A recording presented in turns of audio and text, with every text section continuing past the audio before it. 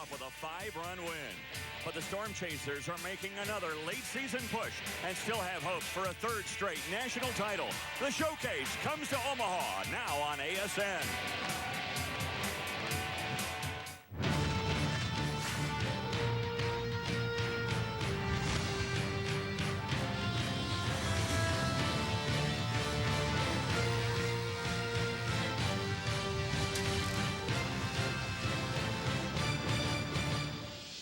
The great Bob Gibson once pitched in Omaha, Nebraska, as the American Sports Network brings you the Minor League Baseball Sunday Showcase from the nation's heartland in the city of Papillion, Nebraska.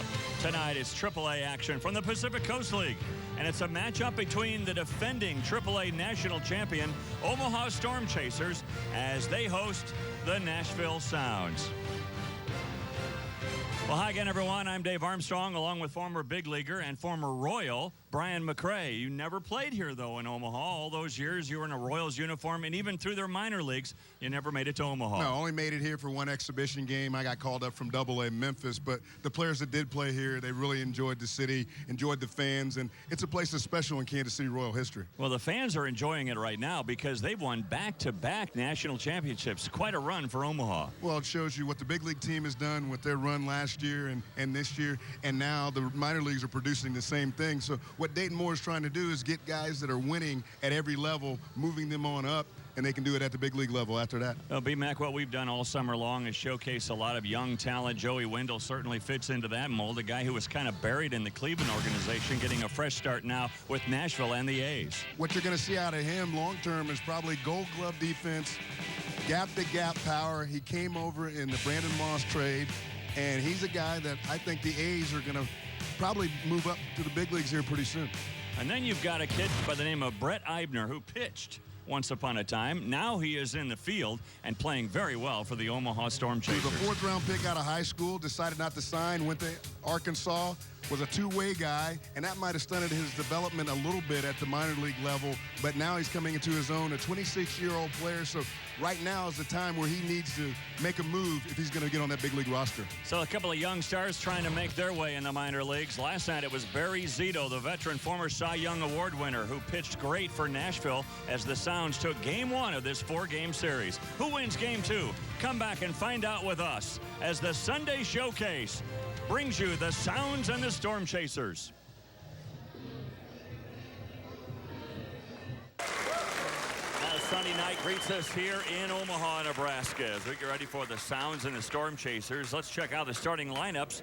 And first of all, for the visitors from Nashville, leading off for the Sounds will be Craig Gentry, their center fielder. He is followed by the guy we just talked about, Joey Wendell, the second baseman. Then Ryan Roberts in left field, batting third. The designated hitter tonight in the cleanup spot, Nate Fryman. Brent Morrell is the third baseman. He bats fifth. Then Andy Perino, the shortstop. He is followed by Anthony Aliotti, who is the first baseman tonight. Newman Romero is in right field, batting eighth, and batting ninth and catching Brian Anderson. Defensively for the Storm Chasers, out in left field is Ray Fuentes. Paulo Orlando is the center fielder. Brett Eibner, the guy we talked about in the open, he's in right field. Franco is at third. Colon is at short. Whit Merrifield, who they really like, is a second baseman, just a gamer. Casey Kochman, former big leaguer, veteran player, he's at first base. Francisco Pena is behind the plate. On the mound, just 22 years old, out of the Dominican Republic, Miguel Lamonte. And his manager, Brian Polberg, tells us about it. This guy's got a chance to be very special. He's been up to 98. His fastball's a plus fastball. His breaking ball is a plus pitch, and his changeup is a plus pitch. So this guy's got a chance to have 3+ pitches. He could actually go up and start in the big leagues on a given day if everything's working right now. But he's still young and he's still learning, and he's exciting to watch. His first start was against Nashville about 3 starts ago, and they really didn't have a lot of fun batting off him. That's for sure. He went 5 innings in that game, giving up just 1 run on 1 hit. He walked 1 and struck out 8 in that game. Well, the key for Miguel is kind of like Ventura at the big league level with the Royals. is keeping himself under control and composure, not getting too wrapped up in everything that's going on the mound, saving some of that energy to repeat pitches. That's the key for him. Wonder if he has that same easy delivery as Ventura. He gets it up there around 95 to 98, they say. Can't wait to watch this kid pitch. Only his third start in AAA after spending most of the season with Northwest Arkansas, the AA franchise of the Royals. And the first pitch is inside for a ball at 96 miles per hour to Craig Gentry, who was drafted in the 10th round originally by Texas way back in 2006. There's a fastball for a strike at 92. Gentry, by the way, leads the team in stolen bases, so when he gets on, look out. Another fastball a little bit high, 2-1. Gentry 1 for 4 in the game last night, scored a couple of runs, and he walked twice.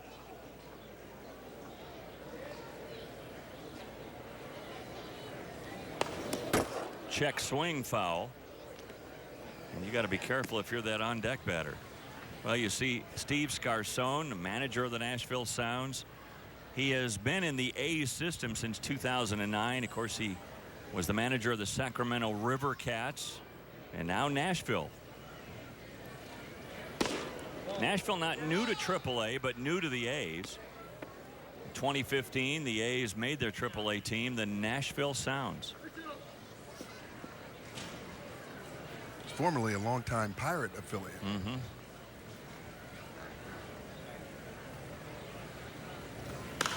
High pop foul out of play. You know, they've kind of broken the trend, the A's. A lot of the teams are getting closer to home, but they've gone farther away from home. They've gone from Sacramento to Nashville. There's the umpires for tonight: Nate White, Colin Klein, and the guy who was at the plate last night, who is now at third base, Nick Marley. Again, the 3-2 pitch is inside, ball 4.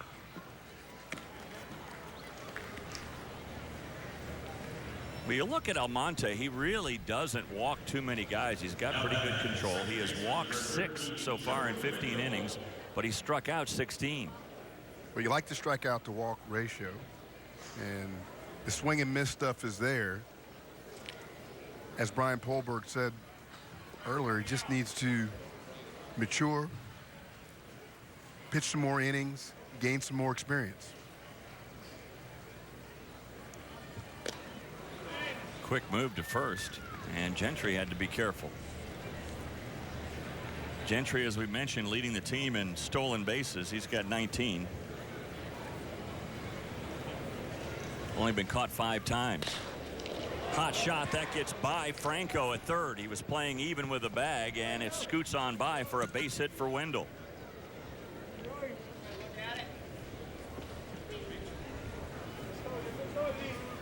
So 2 aboard for the Sounds. Already a much better outing against El Monte than they had the last time they saw it. Right there is a situation where when third baseman is playing in, if you show that you can bunt a little bit, you bring guys out of position. Franco's able to make that play if he's playing at regular depth. That's just a routine ground ball. In fact, it's probably a double play. It has a real good chance of being a double play, but just that threat of you bunting brings the infielders, the corner guys in about 5 or 6 feet. Ryan Roberts hits the first pitch into center field. On comes Orlando to make the grab. The runners stay put. Now that's a big help as the runners stay at first and second. 1 out for El Monte and the Storm Chasers. Well, it's kind of a quirky field. 310 down the left field line, 315 down the right, 402 to center, but the quirkiness comes in left center field when the wall you see out there where it says Ortho West, that red part out there, it goes from 8 feet high to 11.5 feet high. And it's kind of, it doesn't round off. Yeah. So balls that hit in that corner could shoot to the left or the right. That's something that probably the opposing ball players that come in here, the outfielders, have trouble with because they don't work on that as much as the Storm Chasers team does. Well, here's Nate Fryman. Fryman hitting just .209 on the year with a couple of home runs and 20 runs batted in. He didn't offer it a pitch outside, and it's 1-1 to Fryman. Fryman went 3 for 4 last night. Had a couple of doubles in the game.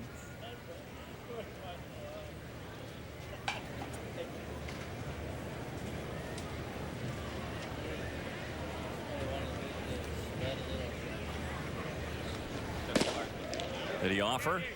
He did.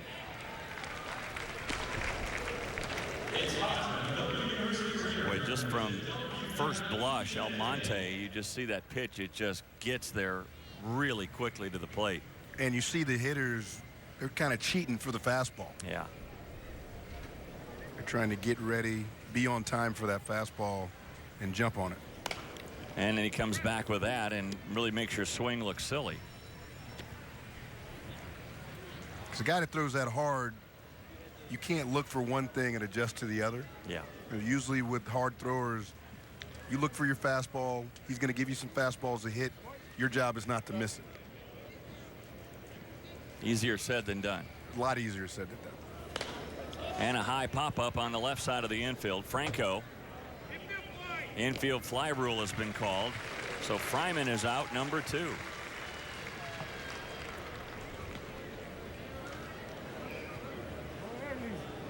Well, the manager here and a guy who is sort of a living legend in Omaha, a guy born here, Brian Poldberg, and he has been a Royals farm system mainstay.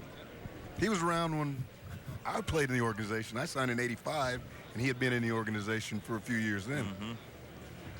He won the Dick Hauser Award, which is awarded to those who serve well in the minor leagues, not once but twice. He has over 1,000 managerial wins. Now, he'll quickly point out that he also has about 1,000 managerial losses. But here's Brent Morrell hitting .231, hasn't homered yet with a couple of runs batted in.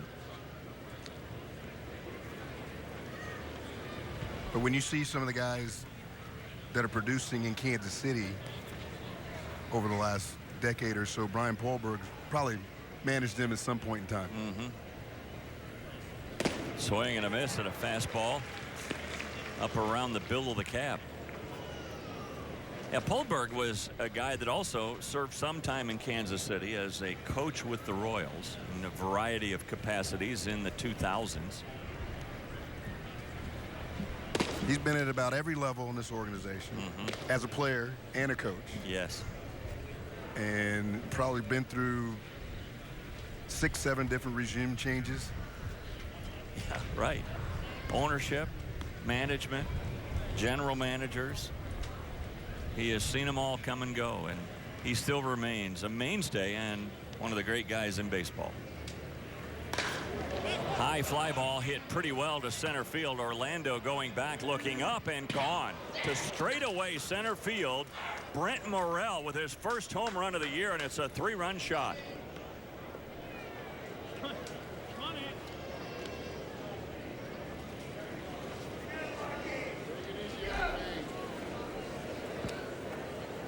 We talked about getting on the fastball from Almonte, and Morrell did not miss. To hit one out straightaway center, to really get a hold of that one. And he did. When the guy's throwing 95 to 98 miles an hour, you don't have to put a hard swing on it. And all Morrell did was nice, easy swing. The wind's blowing out a little bit to right center field. That ball jumped out of here. They talk about squaring the ball. Well, he squared it there. And that had a sound, too. Yeah, it did.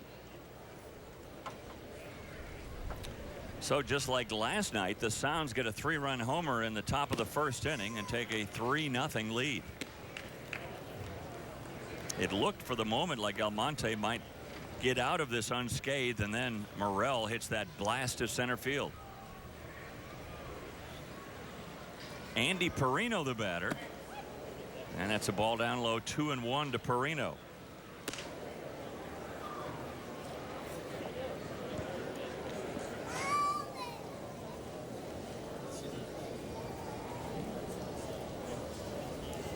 Perino's been around the block, his 9th professional season, his 3rd organization.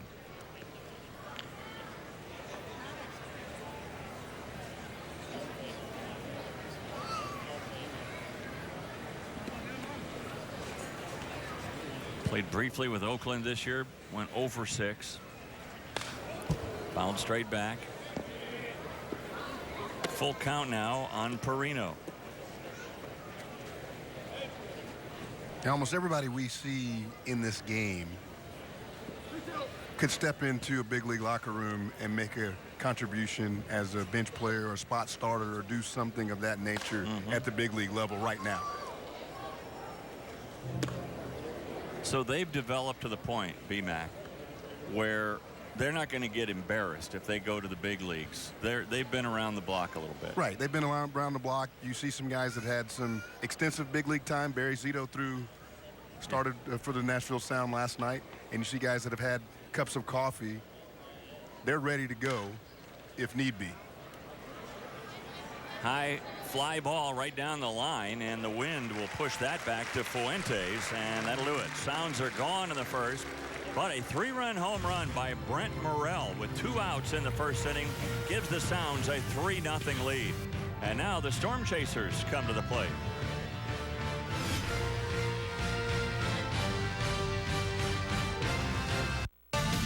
You're watching Sunday Night Showcase on ASN. Well, rough start for Almonte and the Storm Chasers. He threw 24 pitches, and one of them went over the center field wall. So the Sounds lead at 3-0. Let's check out Omaha's starting 9. Whit Merrifield is the guy who will lead things off for the Storm Chasers, and he plays second base. Then Ray Fuentes, the left fielder, followed by Orlando. Then Jose Martinez, the DH. Brett Eibner is in right field. Casey Kochman at first. Christian Colon, the shortstop. Pena's behind the plate, and Angel Franco is at third base. On the mound for the Sounds, Zach Neal. Their manager, Steve Scarcone, talks about his starting pitcher. And we'll talk about that in just a second. But first of all, let's look at the Sounds defensively with Roberts, Gentry, and Romero in the outfield. Morrell, Perino, Wendell, and Aliotti around the infield. And then Anderson is behind the plate. Now Zach Neal, who has been their most effective starter, and Scott Sarsoni talks about him. He's a kind of a sinker ball guy. He's a guy that gets a lot of ground balls. He's had a fairly consistent season so far. Started the year in AA and had an opportunity to come up here. He's kind of flirted with the kind of being pushed into the bullpen as we've had our starting rotation, a couple guys going up and down with the big leagues, but he's been able to survive it based on his performance and just the timing of some of the other guys that got called up. Well, Scarcone talking about Zach Neal, a guy that is making his 14th start of the year and an impressive 3.07 ERA. And what he meant by that was, you know, he is staying in the rotation even though they may be trying to push him to the bullpen because he's throwing well enough to stay there. And sometimes the organization may want to do one thing with you, but if you're pitching well enough, the team may decide to do something different. Well, in his last start, his defense really let him down. He gave up 8 runs in the game, but only 1 of them was earned. And the Sounds suffered a 9-0 loss. Whit Merrifield leads things off and hits one into the right field corner, foul and out of play.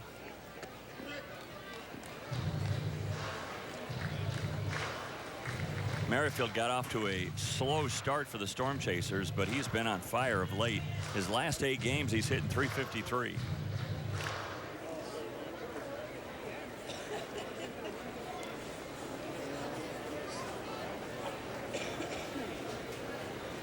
Merrifield in his 6th year.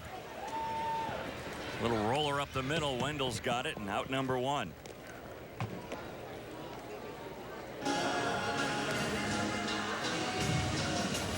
Wendell's so happy to be with the A's organization. Not that he wasn't happy with the Indians, but traded by the Indians last winter. He was just buried behind Jason Kipner. And Kipner had signed through 2019. He wasn't going to get a shot with the Indians, and he knew it. So now he has a fresh start here with the A's. And they always tell you in the minor leagues, just because this team drafted you, that doesn't mean that's who you're going to come up to the big leagues with. You know, Kipnis is so good for the Indians that, you know, there's a guy, and that's a perfect example of what we've seen, is you just got to keep playing. And you can't worry about who's in front of you in the organization. Because it doesn't matter. The organization that you're in does not matter because there's other organizations out there that may have a need. Right. And getting to the big leagues is what all players want to do. doesn't matter if you get there with the team that drafted you or the team that traded for you or a team that got you off weight. It doesn't matter. You got to the big leagues, and that's what you're trying to do. I mean, there are certain guys that grow up in a town and they get drafted by the hometown team, and they'd love to play for that hometown team. I'm sure in your case it was a lot like that, your dad being a longtime Royal and all that. But really, when it comes down to it, it's getting that big league paycheck that really matters. Yeah, you get to the big leagues, and it does not matter with who or how you did it, but you got there because there's only 18,000 or so people in the history have got there. Fuentes spanks a single into center field, so Ray Fuentes gets aboard with 1 out.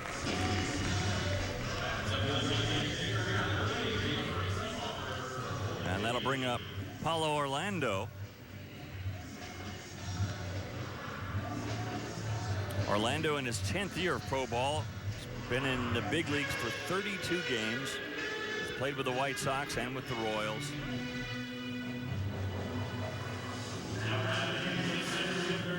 Played for the Royals this year, made his major league debut, hitting .237.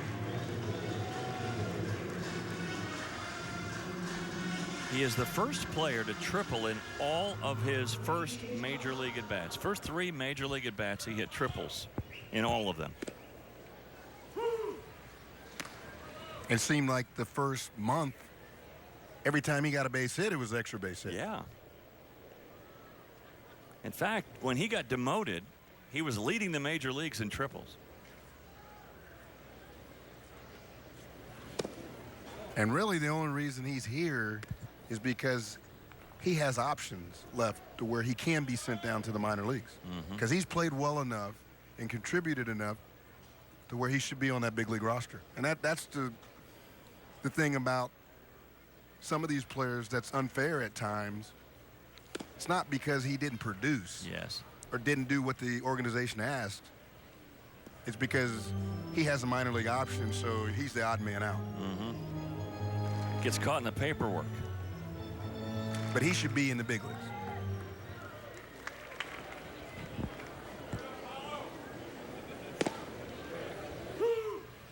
Two now the count to Orlando. This is his 3rd trip back to AAA this year?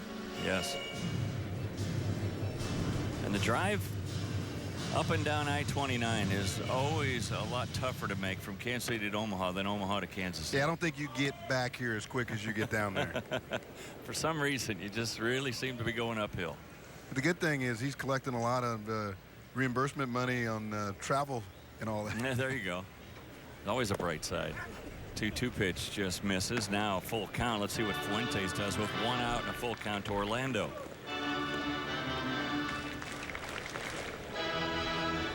Just the start of things from Omaha tonight. 3-0 Nashville and a 3-run home run by Brent Morrell.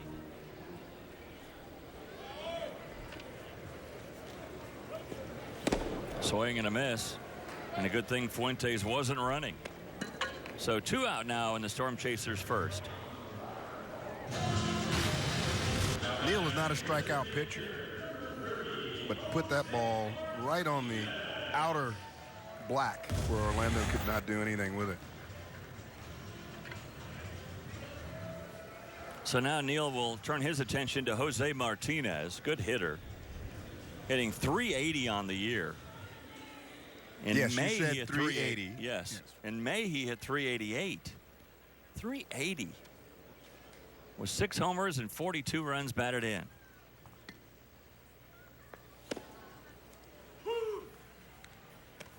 He's got a big strike zone, doesn't he? Big, tall fella, lanky. A lot of movement in the swing.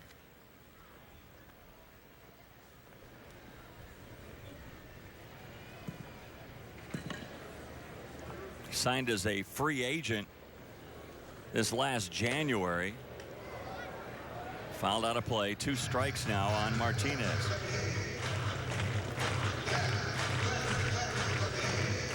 You see, tall figure Jose Martinez.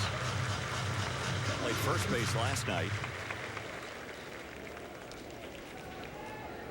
Went 0 for 2 in the game with a couple of walks. And another one fouled back on the screen. That time Fuentes was off with a pitch.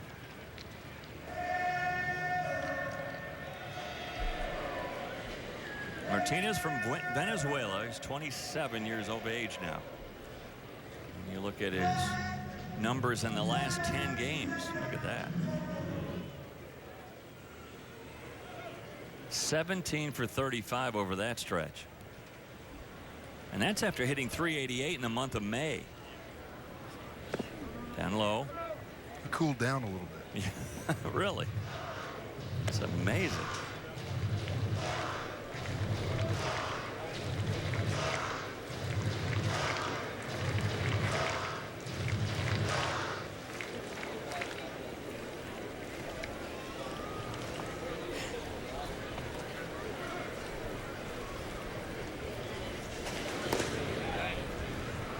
When a guy is that hot, too, as Martinez has been pretty much all season, as a pitcher, you know it.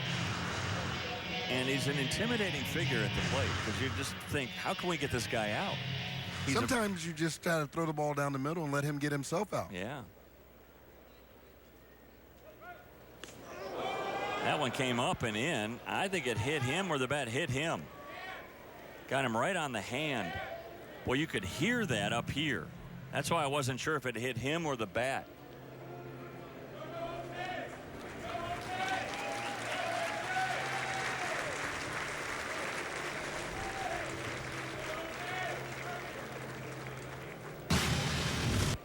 A fastball that runs in on Jose and kind of dives in, and yeah, his hands come across.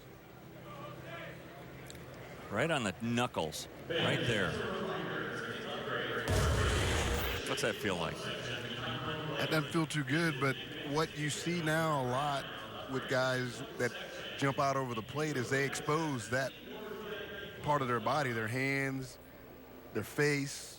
You know, we were always taught if a ball was in, you turn your back to it and let it hit you on the backside there where you have a little bit more meat and it's not hitting bone. But a lot of hitters nowadays, they open up and try to fly across the plate and they expose some areas that are real tender that can do some real damage. I never got hit in the hand like that before because I would turn my back, and you see how he opens up there. Yeah.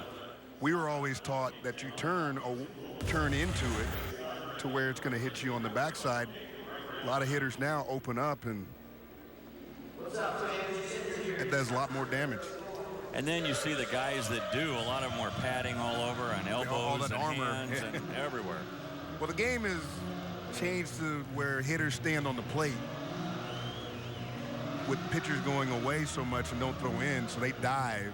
Right. And then when a pitcher does come in, it doesn't even have to be that far off the plate, and it can hit a batter because the way everybody's setting up nowadays, and it leads to a lot of injuries that could be avoided if guys knew how to take pitches a little bit better.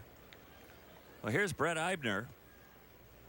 Second-round draft pick out of Arkansas. He looks at ball one, and he's another guy that's been hot. He's reached base in 24 straight games, hitting 381 over that stretch. I think a big key with Brett was being able to play in some big league spring training games this year and had some success, swung the bat well, and has carried that into the season. You know, you're talking about guys diving out over the plate, and if you watch today's Royals-Blue Jays game, I think a lot of what transpired in that game and what led to both dugouts emptying in the 8th inning is, you know, some of the Blue Jays guys, they do dive out. The majority of that ball club does that. Both runners going and no throw at all, so a double steal by Fuentes and Martinez. So now base hit can change the complexion of this game in a hurry. It was a good jump by Fuentes. He got a running start, picked the breaking ball, and then Martinez was just able to get the backdoor stolen base without any throw. So now base hit here can make it a one-run game. With 2 outs, though, if you're going to steal third, you have to be 100% sure you can get it. Especially as hot as Eibner's been at the plate, you don't want to get thrown out. And now you wonder, do you pitch around Eibner? I know it's early in the game. Do you pitch around a guy who's this hot with first base open?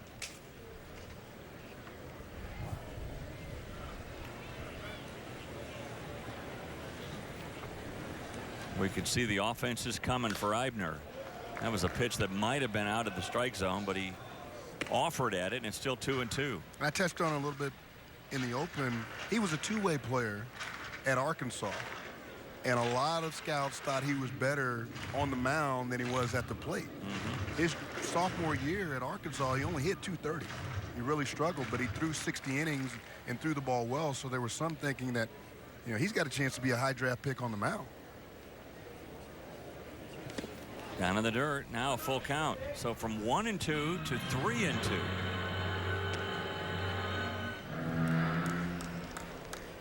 And if I'm Neal, I don't give in to Eibner.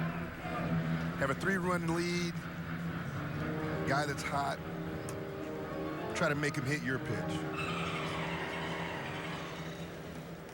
Because you have a veteran on deck. Who do you want to face?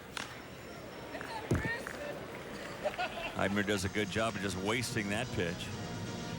So it remains a full count to Eibner.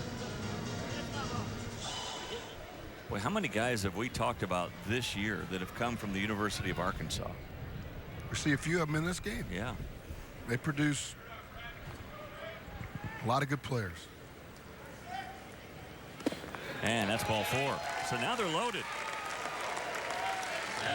A single, a hit batsman, and a walk have loaded them up for Casey Kochman.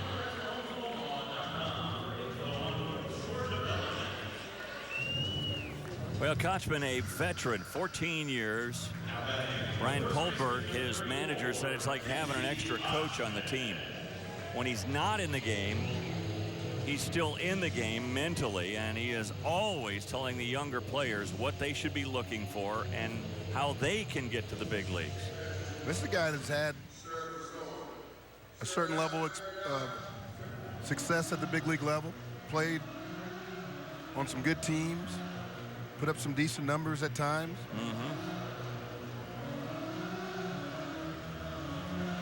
Dan Schultz, the pitching coach, comes out for a little confab with Zach Neal, who's kind of pitched himself into a jam here in the first inning. Well, Kochman was always known as a very, very good defensive first baseman. In fact, he has the highest fielding percentage in Major League history for first baseman. Former first-round pick.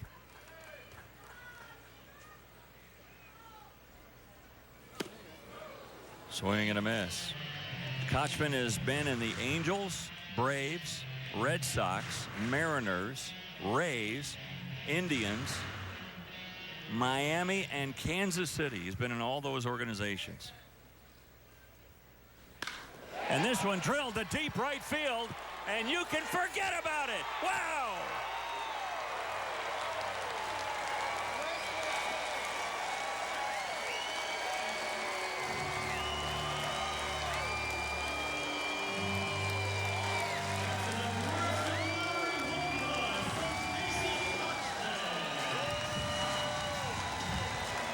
Up under the McDonald's berm, a grand slam for Kochman. The first pitch from Neal kind of tied up Kochman.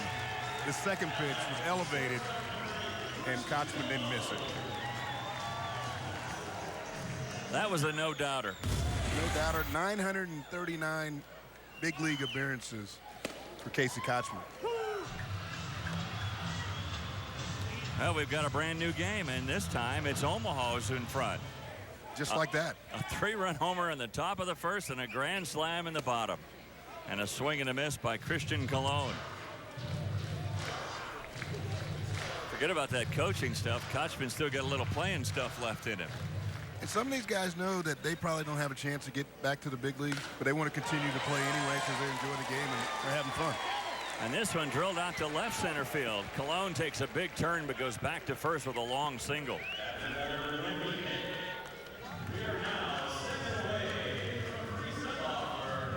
Kochman with that grand slam, his first grand slam of the year, his 7th home run of the year. Probably what he says to the young guys is, look, you got to go up there with a pitch in mind, and when you get it, don't miss it. And boy, he didn't miss it. Francisco Pena, the batter. Of course, you remember Tony Pena, one-time Royals manager. This is his son, Francisco, or as he calls him, Frankie. The second son that's played in the Royals organization is Tony Pena Jr.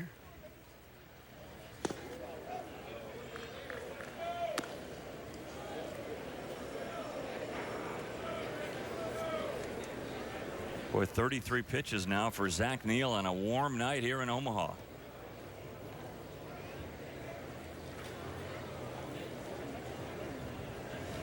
The wind is blowing out, and boy, we've seen that in the first inning. Although I think those 2 home runs hit here in the first inning might have been out with or without any wind. They were both hit very well. And in any ballpark. Yes. There goes the runner, and the pitch is fouled away by Pena, and it's still 1-2. Pena has 2 games of big league experience.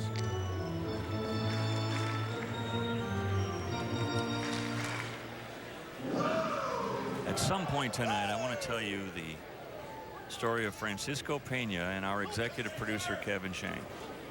So stay tuned for that, okay? This one drilled at deep left field, and this one is gone. His 11th home run of the year.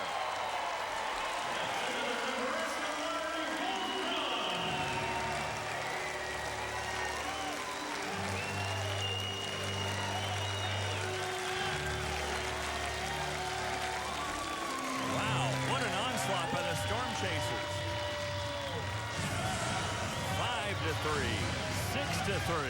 As Pena crosses the plate. A 2-run homer by Pena on the heels of a grand slam from Kochman. I like the elevated ball to Kochman. That ball also elevated, not down like the first few pitches he's thrown to Pena. And when you elevate balls to good hitters, bad things are going to happen. And that ball went further than I think the other 2. I do too. I mean, it was pulled, but it was way up past the concourse out there. Yeah, that had to go 430 feet or so. There's an AT&T home run porch, and that ball landed right in the home run porch. Gets a free cell phone or something for that. This one drilled into left center field. That'll be extra bases. There goes Angel Franco to second base. They're teeing off on Zach Neal right now.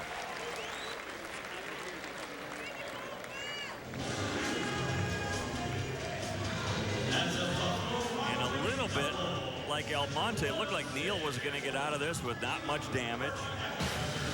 2 outs, only 1 on, and then he hits Martinez, walks Eibner, grand slam Kochman, single Colon, home run Pena, now this double by Franco. You can't live in the middle of the plate when you don't throw 95, 96 miles an hour.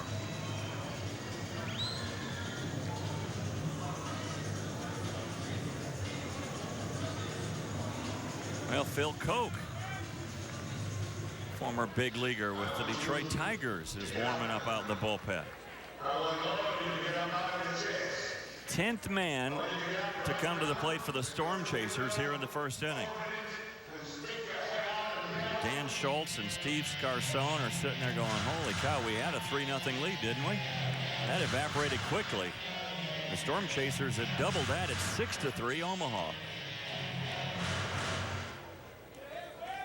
And now Merrifield bats for the second time here in the first. He bounced out to second his first time up, and he looks at a fastball for strike 1.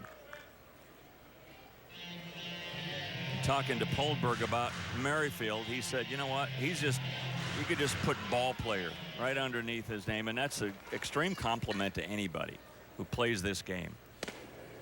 Just means that you know how to play the game, you get your uniform dirty, you come to the ballpark ready to go every day. And he went to college at another school that produces a lot of pro ball players, University of South Carolina. So you think they go all the time, but they must not go that much. Ball and 2 strikes now to Merrifield. Oh, I didn't even know they were building a new house.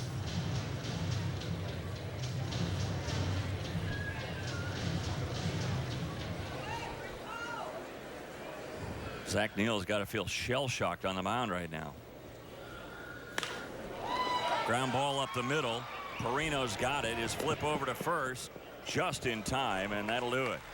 But the Storm Chasers, wow, what a first inning for them. First, it was Casey Kochman and a grand slam home run. Then 2 batters later, Francisco Pena hits one over the left field wall, and it's 6-3 going to the second. Welcome back to Warren Buffett's backyard, Omaha, Nebraska, for our minor league baseball Sunday showcase here on the American Sports Network. With Brian McCray, I'm Dave Armstrong, and what an onslaught we saw in that first inning. A 3-run homer from Brent Morrell of the Sounds in the top of the first, and then the Storm Chasers got their licks with a grand slam from Casey Kochman and a 2-run homer from Francisco Pena. And here we go to the second. Let's see if things settle down a bit. 6-3 in favor of the Storm Chasers, and Anthony Aliotti will lead things off for the Sounds. Well, let's see if Miguel Almonte, who's been given a mulligan, can settle down for the Storm Chasers. There's 2 strikes on Aliotti. And the key this inning is to try to throw up a 0 and keep the momentum. Yeah. The worst thing you can do after your team just come back and put a 6 spot up there is give that momentum right back, let Nashville back in the game. That's a good start. 3 pitches, 3 strikes to Aliotti. His first strikeout of the game. A fastball that ran away. Look at that movement on that. As Brian Perlborg was talking about plus stuff. Plus means it's better than your average major league fastball. He has a plus breaking ball, plus changeup, and a plus fastball. And oh, by the way, did we mention he's 22 years of age? That's a plus too. Yeah. Newman Romero, 22.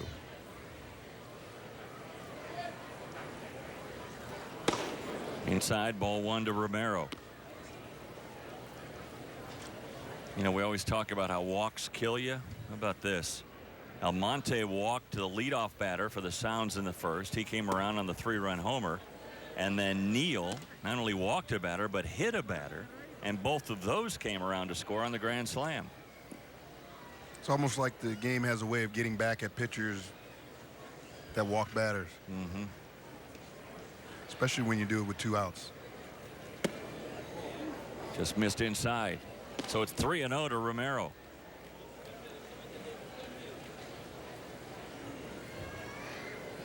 Romero's been around the block. His 11th professional year. I think he was just trying to take there. And he reached out in a check swing, and you look at him.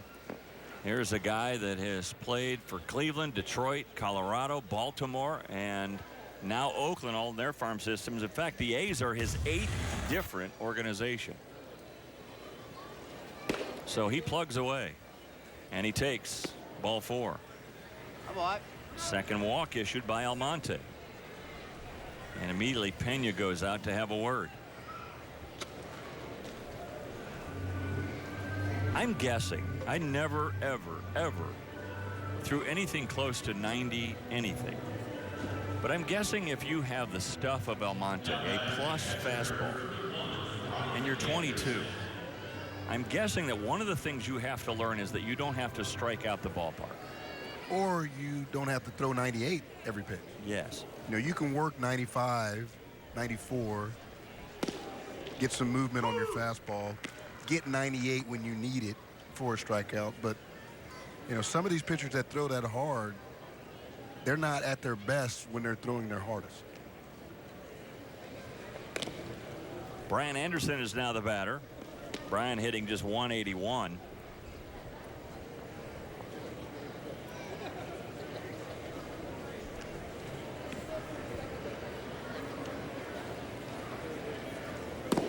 Swing and a miss at a changeup. That's not fair. Can't throw that hard and throw a changeup. Yeah, you can't. Well, you can't throw 98 and then come back with a 73-mile-an-hour changeup. That's just not fair.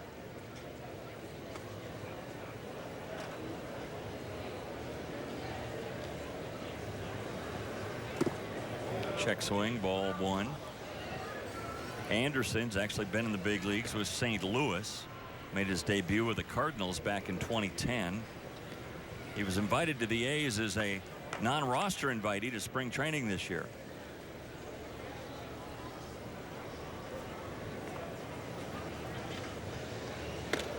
Came over from the Reds organization in August of last year.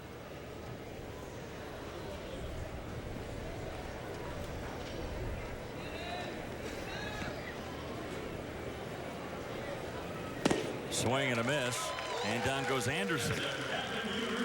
So Almonte has sandwiched a couple of strikeouts around the walk, and now there are 2 outs here in the second inning. Well, this is what you call being overmatched. Another changeup that just dies at the plate. Anderson has no chance.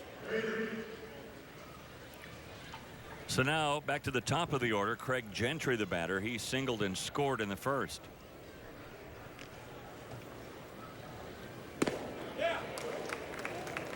Gentry made the opening day roster with the A's. Went 3 for 38 in 17 games. Optioned to Nashville on the 25th of May. Another one of those Arkansas guys.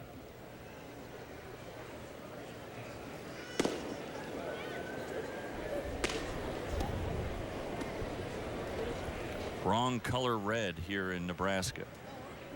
The Razorback red. There's only one red.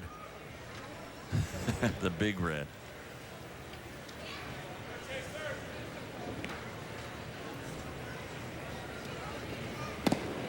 Swing and a miss.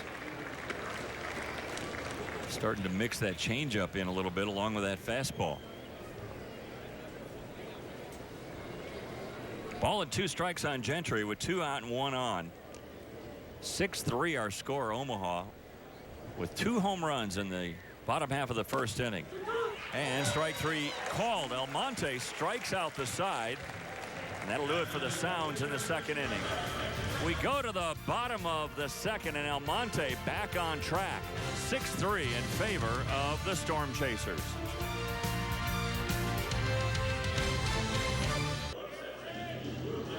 Well, they fly those flags proudly here at Warner Park, and why not? Back-to-back national championships for the Storm Chasers. And with more on all of that, we welcome in the third member of our broadcast team, Ashley Bullington. Hi, Ashley. Hi, Dave. Thanks. So success at the big league level starts here by developing players in the minor leagues. And I think that Mike Dershally can attest to that. Taking the 2013 team, Omaha Storm Chasers, to the national championship with a losing record and winning it all. Then under manager Polberg, they won again. And between players that are going between the big leagues and the minor leagues, the big leagues and the minor leagues here in Omaha, they don't only have a chance to win, maybe to go back to a World Series, but they also have a chance to make minor league history. The Omaha Storm Chasers, if they were to win the national championship, AAA national, only team in PCL history to ever go to 5 consecutive PCL championships, and the only team in minor league history to win 3 national championships in a row. Dave, Brian, back to you. All right, thanks a lot. I'll tell you what, and if they make it, they go to El Paso, and we were there for the very first Sunday showcase back in the end of May. And these guys were 10 games back just about a month and a half ago, and now they're within 4 of Oklahoma City. Yeah, they got hot, started playing well, and things just started to click. You know, the national championship for AAA is something that's been developed over the last few years. The PCL and the International League, the champions of those 2 leagues play, and that's how you determine the national champion. Little tapper hit out to Aliotti. He flips it to Neal, and Fuentes out number 1 here in the second.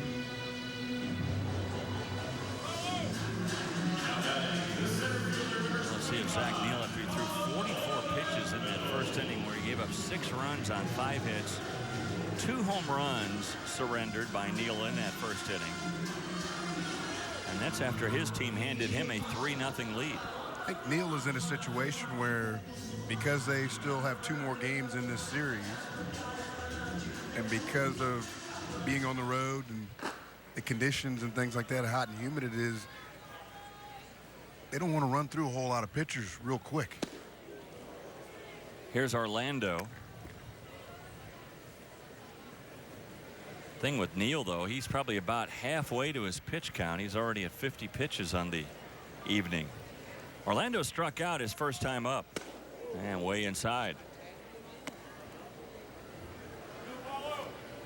Imagine facing Paulo Orlando, then Jose Martinez, then Brett Eibner. That's a lot of firepower, and then you add Kochman to that, who hit the grand slam tonight, and this one ripped into left field. So Orlando aboard with a one-out single.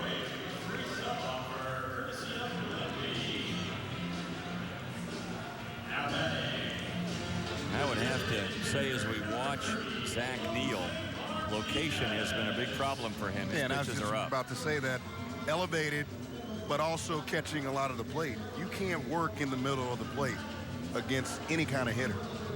They're going to get you at whatever level. If you work in the middle of the plate, you're going to get hit hard unless you just have exceptional stuff.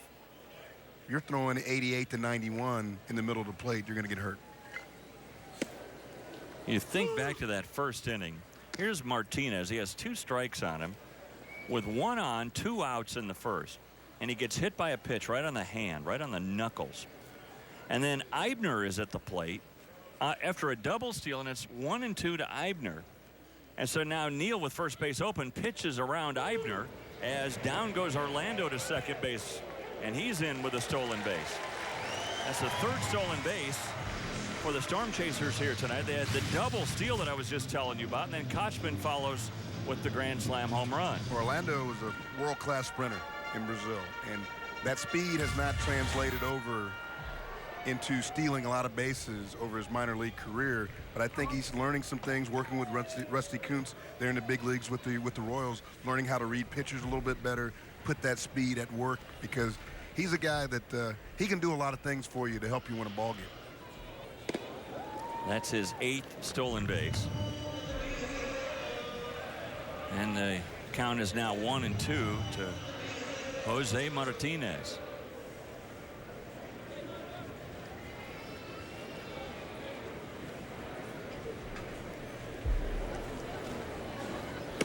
Way outside.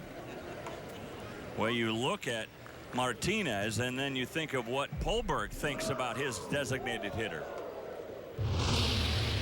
Jose Martinez has been a big part. He was a guy that was a 6-year free agent out of spring training and made the team and started the year on the DL, and he's hitting, I think he's 370 right now, and he's been a big plus. Well, he has been a big plus, and by being hit by that pitch, I kept that inning alive, then the walk, then the grand slam, then the single, then the home run. Man, what an inning for the Storm Chasers. You were talking earlier, I want to go back to what you were saying about Paulo Orlando and the world-class speed that he has, and he's starting to learn the fundamentals of how to steal bases. Why does it take some guys a little bit of time to learn? When they have the natural speed, you think, well, he's fast. He's just going to be able to steal second base anytime he wants. As Martinez strikes out, that's the 2nd strikeout for Neal. Why does it take a little bit of time to make that adjustment? Well, when you move up levels, pitchers are doing some different things to you to try to negate what you're doing with your speed. Slide step, quicker move, holding the ball on you, doing those type of things. And as a base stealer, you have to read all those things that a pitcher are trying to do. You have to know when he's quicker to the plate to shut it down. And I think some guys that run real good, they rely on their speed and don't use technique. Eibner in front of that pitch and pulls it foul. As far as technique, is staying low out of your break when you're stealing bases.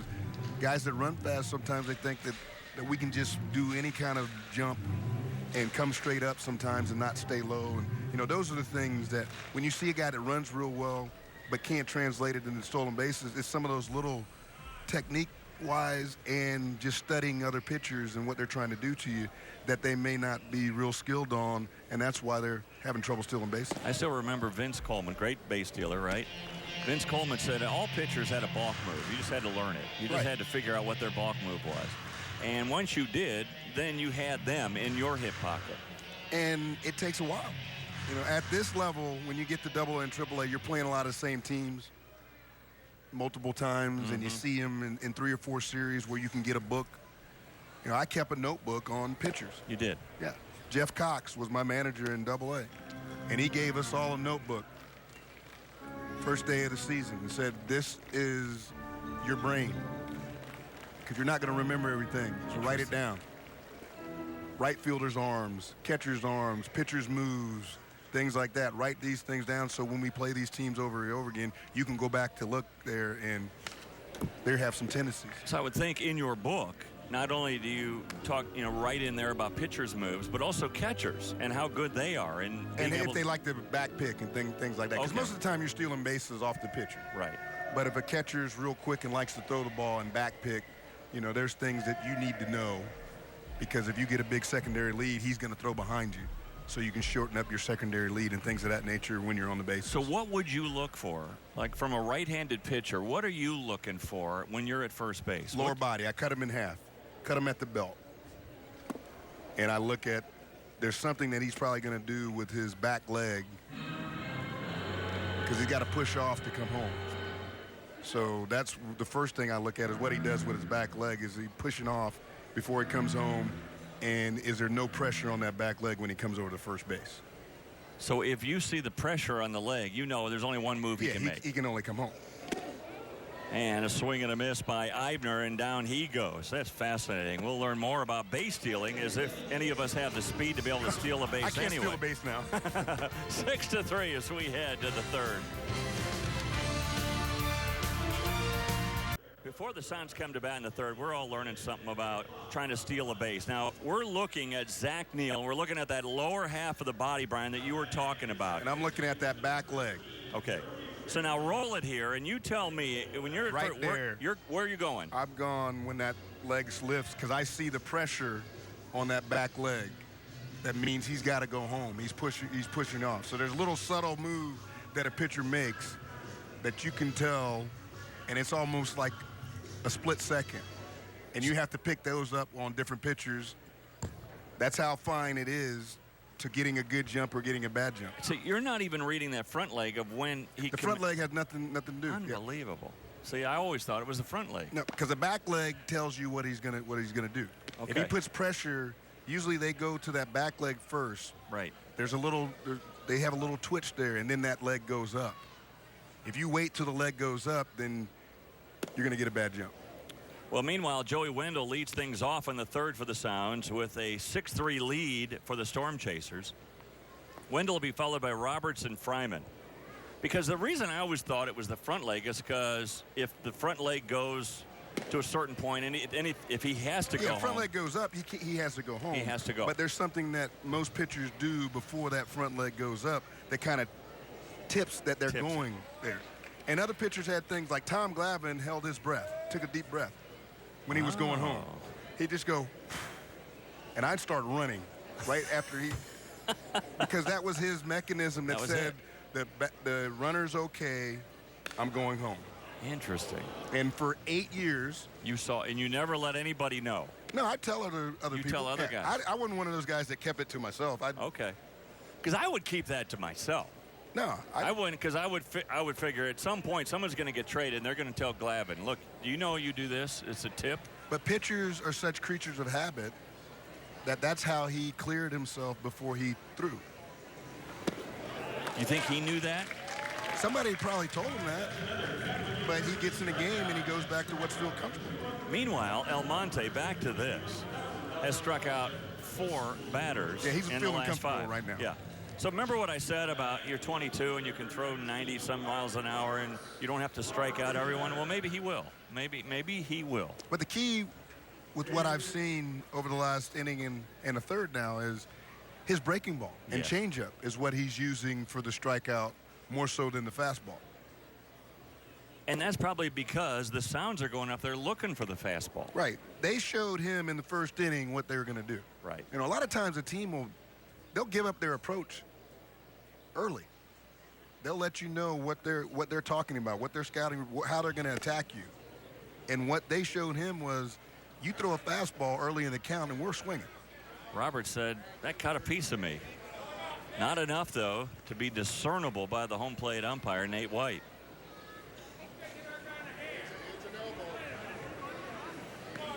Robert still talking with the umpire. I think that got my jersey, got something. Well, that shows me that Roberts really doesn't want to hit Almonte. That's right. And it's 3-0 to Roberts. There's all kind of little nuances to the game that I didn't pick up until my 5th, 6th, 7th year in the big leagues, that I was like, man, if I would have known that. Yeah. And it's just by being around, playing the same teams, picking up things that guys do, knowing what things to study. You know, film can only show you one thing. Sometimes you have to see it live. Well, some stuff you just can't teach. Some stuff is just natural talent. And Almonte got things that you can teach and natural talent, because the breaking ball is better.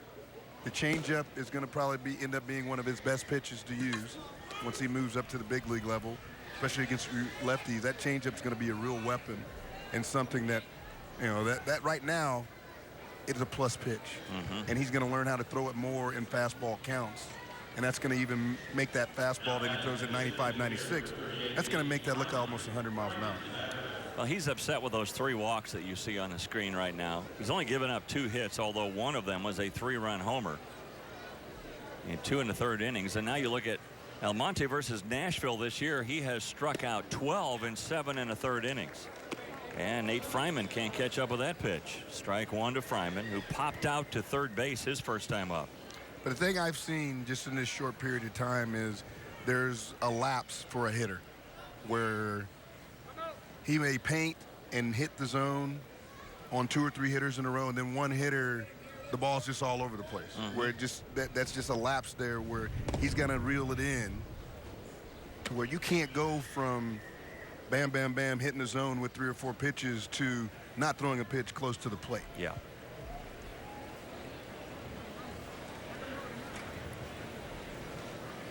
Well, let's see if he tips any kind of move. Swing and a miss by Fryman.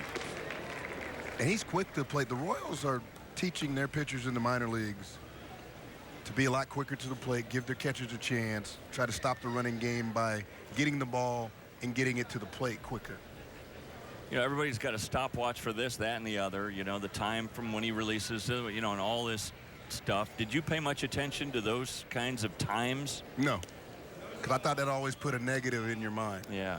He's 1-5 to the plate. That means you can't go. Right. No, what if I pick up something? Yeah. You know, because like I said, a lot of pitchers, they do some things. They hold the ball to a 3 count. 1,000, 1, 2, 3, then you could go. Pena with a nice block there. That's a tough pitch, and he sold out. You know, there's some catchers that throw their glove out there. He threw his arm out there. That hurts. And you notice, too, on that breaking ball, and he knew it, Pena knows it from all the years of experience behind the plate, that ball bounces back towards him on a breaking ball like that. Yeah, because it's got reverse spin on it. Right. But still, to see a catcher sell out like that, Yeah.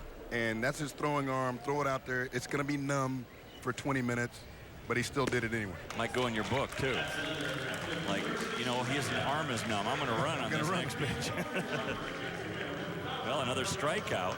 So it's either a walk or a strikeout of late here for Almonte. And that looks like the breaking ball again by Almonte. And when he's in the strike zone and getting ahead in the count, he's tough to hit. Yeah. You don't see a lot of good swings when he has the upper hand, meaning he's ahead in the count. Here's Morrell, who hit that 3-run homer to straightaway center field his first time up. How about this, Brian? Last 7 batters, 5 strikeouts for Almonte and 2 walks.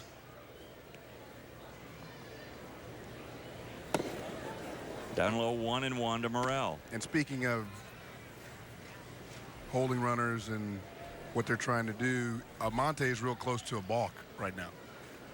When he comes set with his hands, a few times he comes set real quick without a pause. Got a pause, a discernible pause. That was okay. That was okay, but the one before was real quick. A quick pitch. Yeah. Well, this is the first inning, and this is the home run by Morrell. A 3-run homer, and the Sounds took that 3-0 lead, and then the Storm Chasers came roaring back in the bottom of the first inning with a grand slam and a 2-run homer. Way outside, 2-2 now to Morrell. But usually within 3 innings, if there were a couple guys on first base, I had something on a pitcher once I understood what to look for. And it would go in the book. Yeah, and it would go in the book. Did you keep that book then throughout your big league career? I kept it my whole career. Spring training games, I learned the most knowledge in spring training games. Really? Yeah. Because a lot of spring training games, I only would play like 3 or 4 innings, get my 2 at-bats, and instead of leave and go play golf, because I wasn't a golfer, I wasn't any good, I'd stick around and watch some of the pitchers that I may be facing, they bring in later in the game, and then I'd find some things on them just by watching the game. Interesting. 3-2 foul ball. We'll do it again. Roberts off with the pitch with 2 outs and a 3-2 count. Do you recommend that book to anybody who's in the game right now, all these minor leaguers that are watching our showcase? I just tell them all that the more knowledge that you can have on your opponent and what they're trying to do to offset what you do well, the better off you're going to be. And don't think you're going to remember it all. We all think we're smart, but you can't remember everything. Right. But if you write it down and you can go to it, say, Nashville Sounds, this is what they do. This is what the pitchers do to me. This is what they try to do to me. You know, you can do it as a hitter, as a base stealer. You can do all those things and just have it right there for you. This may be antiquated, but my dad told me a long time ago when I was maybe 6, 7, 8 years old, a short pencil is better than a long memory. Because we don't have a long memory. Right. And that's true. You write it down. Write it down. So after every game, I would write down certain things that happened in the game. You know, it could be how a guy pitched me with runners in scoring position for the next time I face him. You know, 2nd and 3rd with 2 outs, he started me off with this. When I face him again in that situation, I'm not guessing that he's going to, but I have an idea because he did it to me before. And now with tablets and all that, I mean, it'd be so much easier even for these guys to keep track of all that. Strike 3 called to Morrell. So for the 2nd straight inning, Miguel Almonte strikes out the side. Wow, good stuff from Almonte as he strikes out the guy who hit the 3-run homer. And we go to the bottom of the 3rd, still 6-3 Omaha.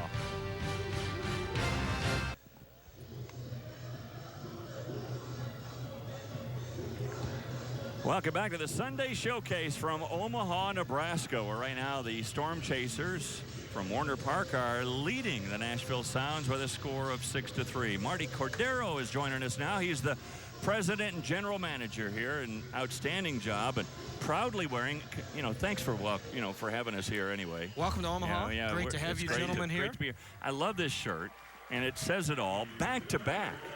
What a great run it's been. 4 years, the last 4 years, you know, we've been with the Royals since 1969, but as the talent came through, we knew it was coming, and an 11 PCL title, 13 PCL title, national title, and then the same thing in 2014. It's been fantastic. Yeah, it's been so much fun, and this year you've got a chance again, because there you were 10 games. Wait a minute. We have to pause for this. What is this? It's a Cordago. I think it's a what? A Cordago. You have a hot dog named after you? Yeah, I guess I've made it. I guess that's what it takes in minor league baseball to make it. That is amazing. And this is for you guys. All right, absolutely. Let me try this. All right, we got another plate here. So now tell me what's in it. It looks like hot dogs and pulled pork, cold slaw. Oh yeah. There you go. Yeah. And what else? We have Ale Storm, our team beer here that we work with Nebraska Brewing Company on. And cheers. You can find that throughout the country. You can find it in Thailand, Japan, China, Denmark, and all over the world. So wonderful. It's pretty cool. Pretty cool. Well, Marty, let's start with. Go ahead. You can go ahead. I'm going to go ahead and try this with the national championship and how that came about, because a lot of people don't know that the International League and the PCL, they play for the national championship, the winners of both. Yeah. So kind of talk about how that came about. Yeah, you know, for a while that used to be a series that was played in El Paso as part of the promotional seminar, and that kind of went by the wayside. And then Oklahoma City brought it back as the Bricktown Showdown. So it's a one-game championship. It's the Tuesday after the playoffs end in both leagues, International League and the PCL. And after a number of years, it lost its luster a little bit in Oklahoma City because it's tough, when you're always selling two teams that aren't your home team, not from your city. So then the IO and PCL said, you know what, we should take this to the other teams, and they did that. And in Albuquerque 2011, and then in 2012, The game was in Durham. 2013, the game was, I lose track of all the years. The game was in Lehigh Valley, and then 2014 it was in Charlotte, and we won the Lehigh Valley and the Charlotte games. And all the teams do such a great job of hosting, and it's a one game take all though. So you get a good pitching performance. It gives you a chance. It really gives you a chance. And El Paso this year. So El Paso this year. We were there in late May. Terrific ballpark, terrific community. You're going to love it if you get that far. Yeah, well, I'm going to be there anyway for meetings. Yeah. So you know what? If I'm going to be there for meetings, Team might as well be there. Team may as well be there. Absolutely. Now you have some rings here too. I mean, to the victor go the spoils. So show us a little bit as we look at out number 1, Kochman, who hit the grand slam in the first inning. Well, so now these are rings. Kind of goes in order. That was the first year. That was 2011. So okay, now wait, look how little this is. Absolutely. All right, so now we're going to go size. So then, all right, size matters, I guess. In 2013, there's the first national championship ring in PCL, and then 2014, this past year. Oh yeah. Now we're talking. And it's just, it's been fantastic. And, we work with our local partner, Borsheim's, on our rings here. And, to see all the players that have come here and gone on to the big leagues, and 14 of our guys, were with the Kansas City Royals during their World Series run this past year. And, it's been quite remarkable, really quite remarkable. Well, and no secret too that good franchises build from within and build through their farm systems, and the success that you have had certainly has been translated at the major league level. The Royals have the best record right now in the American League and well on their way to the playoffs again. Yeah, absolutely. And I think another thing is the Royals have put a focus on not only developing players at the minor league level, which is what we're all here to do as farm clubs, and we get that, but winning's fun, and I think winning is contagious, and it was important to the Royals to develop that winning culture. And if you look at the class that was Hosmer and Moustakas, they won at short season, they won at A-ball, and then at high A, they lost the championship round 3-2. They won at double A, and they won here. So they won every level they won.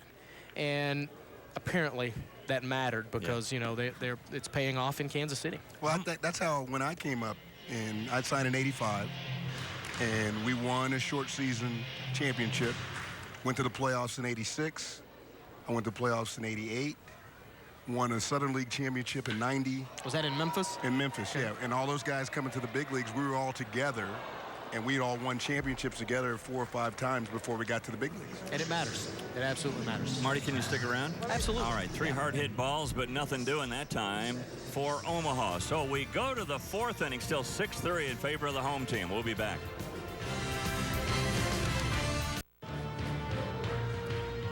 There's the aquarium here in Omaha as we showcase the talent here on a Sunday of minor league baseball on the American Sports Network. And right now, Miguel Almonte has been like a shark eating up these Sounds hitters. 6 strikeouts in the last 2 innings for Almonte, and this kid is really special. By the way, that aquarium is out by the zoo, and the zoo was always in the backdrop of old Rosenblatt Stadium, where you guys played for many years. It was, and we just, in the aquarium, which is inside the Henry Doorly Zoo, we just hosted our big gala celebration for the International League and Pacific Coast League players and their families. We hosted the AAA All-Star Game just a couple weeks ago, and it was great to see that photo. Our staff did such a remarkable job all week from we had a big celebrity fan fest, and then we had the home run derby, the gala, we had a luncheon that featured George Brett keynote address, and then we obviously had the game that unfortunately the International League won. But what a great week. First time that Omaha had ever hosted the AAA event, the 28th event. 20th year that the game's been on, and we were honored to host it. Marty Cordero, the president and GM here of the Omaha Storm Chasers. I'm still getting used to saying that. I know it's been a long time, but I still want to call you guys the Omaha Royals. But, when you look at this and you look at Warner Park, and, Rosenblatt was great for many years and hosted not only the Omaha Royals but also College World Series and all that. But now you each have your separate parks, and I think it's better for both. It is. I think I know we now have an identity. We now have a soul. Yes. We always talked about that. No matter how good our crowds were, if we had 7,000, 8,000, 9,000 person crowds, which you guys know is huge for minor league baseball, we still had 15,000, 17,000, whatever the number, empty seats. Yes. And it was almost in vain, some of the things that, the club was trying to do before I got here and then afterwards. So, we didn't know if we were staying, if we were going, but what we knew was we probably were not going to play in the same facility, and it just worked out to stay in the metro here in Sarpy County, the fastest growing county in all of the Midwest. And, let's expand on that a little bit.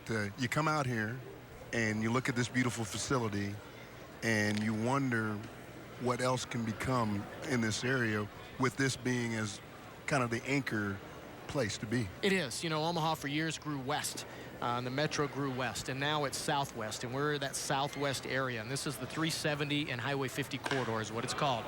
And, we're really excited about where we are.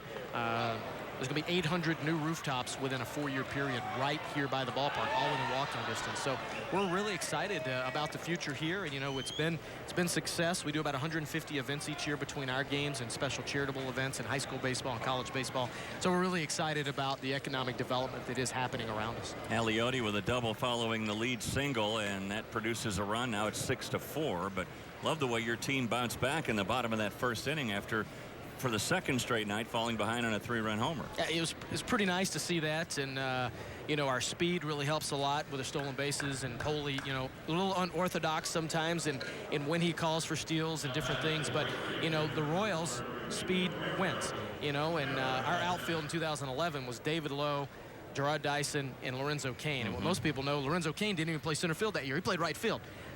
That's pretty good outfield, and we've seen that every single year, not only with base running but the outfield. And it was a great comeback there in the first inning, but we got to hold it now. We got to hold it now, Dave. I know all these teams that are revolving doors, it seems, in minor league baseball, but not Omaha and Kansas City. I mean, this has been a long standing tradition of the AAA team tied to the Kansas City Royals, and I think it's great for both these cities, and they're connected by I-29. It's only a 3-hour drive between, and I think it gives your fans an opportunity to see the players that they've watched here and then go to Kauffman Stadium and watch them in Kansas City. Absolutely. It's been fantastic since 1969, the third longest affiliation out of all minor league teams, the longest in AAA, and it's something we don't take lightly. Later you're going to hear from Ronnie Richardson is going to be on with you guys, and Ronnie and all the folks, Dayton Moore, J.J. Piccolo, Scott Sharp primarily.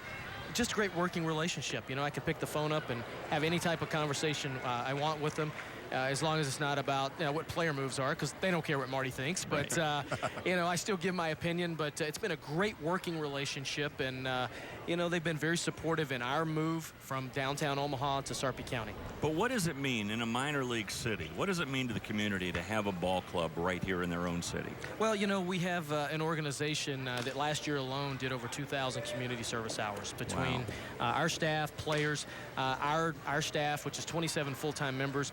We serve on with over 50 not-for-profit organizations. So as a volunteer, as a board member, so we don't just talk about being engaged in the community, being involved in the community. We're out there doing it.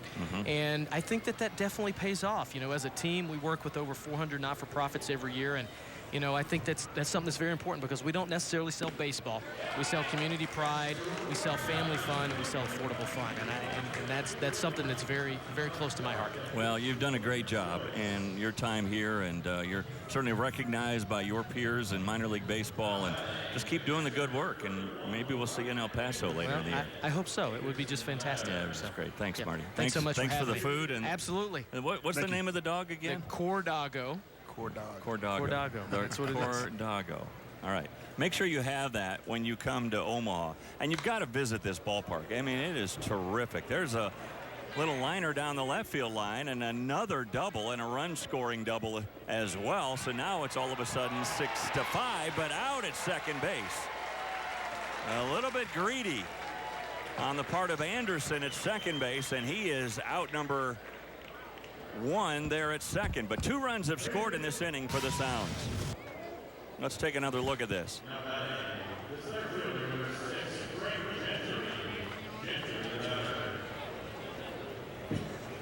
So excuse me, Anderson is out number 2 at second base. Sometimes, BMAC, we get lost on what's going on in the action. I think the way that ball was hit, any normal runner, that probably would have been a double, but we forgot we were dealing with a catcher. That's right.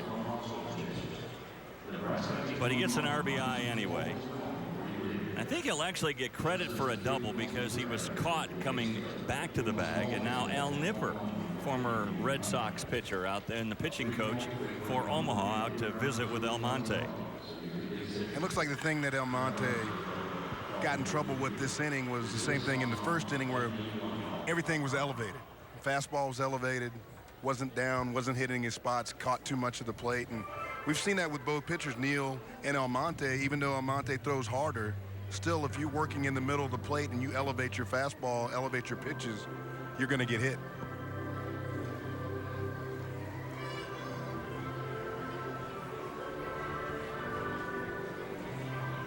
Al Nipper, great left-handed pitcher for the Red Sox back in the 80s. And now trying to teach Almonte the nuances of the game. I mean, you look at those numbers, the 7 strikeouts in the game. And all of them coming in the last 2 2/3 innings. But the little things that you have to learn, you know, pitches up, location, changing pitch speeds. Getting ahead in the count. Right. You know, he's working behind a little bit more this inning, and you become more predictable when you work behind. Hitters can sit on pitches. And a line drive over the head of Kochman on into right field. So the 4th hit of the inning for the Sounds. And again, a pitch that's elevated a little bit.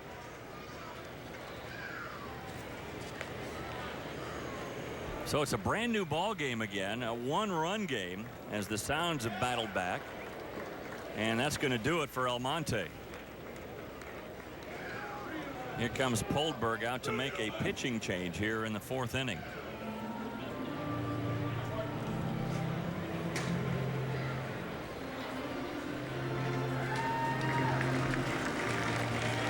So Almonte, he'll leave stage left, but you haven't seen the last of this kid, folks. Remember the name, Miguel Almonte, and remember you saw him on ASN. You're going to see him again in the big leagues one day.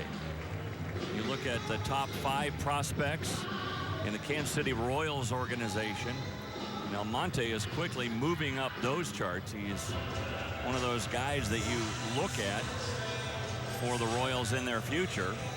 And Almonte is number 4 on the list. Mondesi, the shortstop in Double-A. Again, those guys playing for Northwest Arkansas. Not only Almonte, who was at Double-A, now here in Triple-A. Bubba Starling, I should say. Bubba Starling is a guy that a lot of Royals fans wrote off. Former first-round pick, and then he struggled in his early time in the minor leagues, and now look at him. Top 5 prospect in the Royals organization. Yeah, he's a kid that I coached in 2010 on the 18U junior national team. Hit for the cycle earlier this week and is swinging the bat better. They say defensively he could probably step in and play defense in the big leagues right now, and he just needed to get the bat honed in, and he's doing that right now. So we got a brand new pitcher for Omaha, and it's Luis Coleman as he comes out. Lewis Coleman, I should say. Coleman coming out, and an ERA of 2.09 on in relief of Almonte. Now, this is a guy that I can't believe hasn't been able to stick in the big leagues and do a good job as a kind of middle relief guy. He throws kind of 3/4, unorthodox, hard to pick up the ball, hard thrower with a good slider, especially a guy that can match up with right-handed hitters, but he's been back and forth between AAA and the big leagues for the last 3 years. He's had 136 games at the big league level, all with the Royals.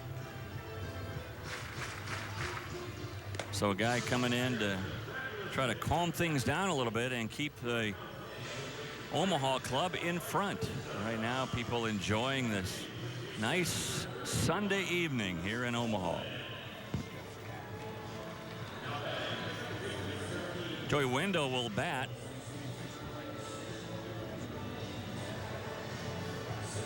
Wendell singled and scored in that first inning, struck out in the 3rd.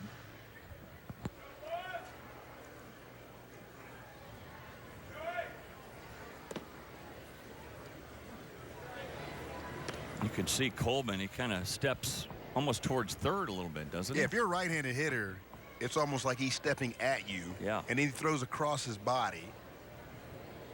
So it's very hard to pick up the ball. It's like he has his back to you. You wouldn't teach this. Yeah. But it's got to hide the ball, right? Right. Well, what he said was what he was doing before was nothing special. He was 85 to 88. and wasn't really getting guys out, getting hit hard a lot. So he changed up some things in his mechanics and went to deception. And stepping across his body like that is something that a lot of pitchers don't do. And if they do, they're not able to do it well. And he's been successful at it, but just not enough to where he can stick in the big leagues. Over the long term, does that take a toll on the delivery and the arm? I would think so. At some point in time, when you're throwing across your body like that, it's going to hurt your arm. But pitchers that throw regular hurt their arms. So. Yeah, that's right. You're right. It'll pop up, and it's handled well by Franco, and that'll do it for the Sounds. And a good job by Coleman to come out of the bullpen. But the Sounds get 2 runs in the 4th inning. And we go to the bottom of the 4th, and it's 6-5 in favor of the Storm Chasers. Minor League Baseball's Sunday Showcase on the American Sports Network is brought to you by CoCareers.com. Well, it's been a wild night here at Warner Park so far, and you look at the score, 6-5. It was 6-3 after 1. Now the Sounds have just scored a couple of runs and make it 6-5 as we head into the home half of the 4th inning, where we are joined by Rob Troop. And you are with Warner Enterprises. Tell us about your duties and what you're doing with Warner. Well, this is my duties, Warner Park, which is not a bad gig. So yeah. I work internally with our associates, get them out to the games. We have a lot of events out here. And then I also work on expanding the Warner Park name, the Warner name, out into the community and try to get as much hustle and bustle going on here as we can during the season. You look at this beautiful park. By the way, 5 years old, it looks brand new. Yes. You guys have done a terrific job with this ballpark. It's one of the best that we have been to on our tour of minor league ballparks this summer. But you look at the development now starting to come in around. The corn is going down and the houses are going up. Absolutely, absolutely. And we're trying to push everybody out this way, and that's what it's all about is, as you mentioned earlier, this is the anchor out here, and we're hoping that development comes out around here, and it's just going to be the destination for Omaha to come, Friday, Saturday nights, even Sunday nights. Yeah. You mentioned other events that go on out here. I know there's high school baseball, there's college baseball. I think UNO plays some games out here. What other events do you have planned, or what other events go on out here? Everything from company picnics to concerts, and we just had a concert about a week ago, and Hinder was the band out here, and we invite everybody to come out for a cheap ticket for a ball game and a concert. And again, just to bring people out into the ballpark, understand the area and what's going on out here, and see the development that's happening out here, because this is truly an amazing ballpark, as you mentioned. One of the things when you build a ballpark in the suburbs like this, you can kind of do what you wanted to do, and the parking is easy, the access is easy. It's really simple to get in and out of this place. Absolutely, and the ease, as you just mentioned, it's literally 5 minutes here from Warner Enterprises, which makes it very convenient for me. Right. But yes, the access, from the east and the west and the north and south, it really, makes people want to come here because they know they're not going to wait in a traffic jam for 30 minutes to get out of the stadium. They can roll right in, they can tailgate if they want. It's a great ballpark. Rob, one of the things we've noticed about our tour of minor league ballparks throughout the country is what a family atmosphere at minor league baseball. I think is one of the best values for a family going in America today. Yes, absolutely, and that's why Warner Enterprises decided to join this partnership with minor league baseball, because that is one of our core values as family. As a company that's been in business for almost 60 years, and the way they embrace that mentality and give back to the associates, give back to the community, and do a lot of those things, that's exactly what we wanted to be a part of. So how many games do you get out to a year? I get out to 71. 71? I wish, but I love baseball. I've grown up in Omaha all my life and followed the Omaha Royals back in the day. Yeah. And to be a part of this and a part of working with Marty and the Storm Chasers has been absolutely fantastic. I get to tell my boss, hey, I got to go out to the ballpark, and we got work to do out there. I've got a meeting out there, and next thing you know, Marty's out there letting me take batting practice. So working real hard.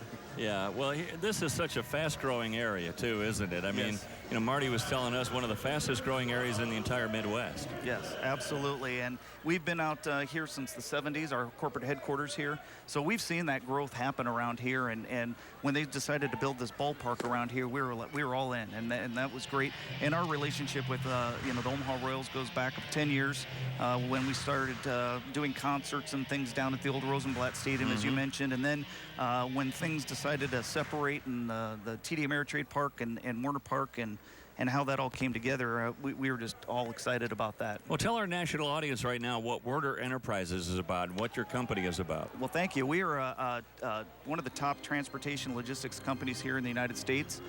We have over 7,300 trucks on the road, about 9,000 drivers.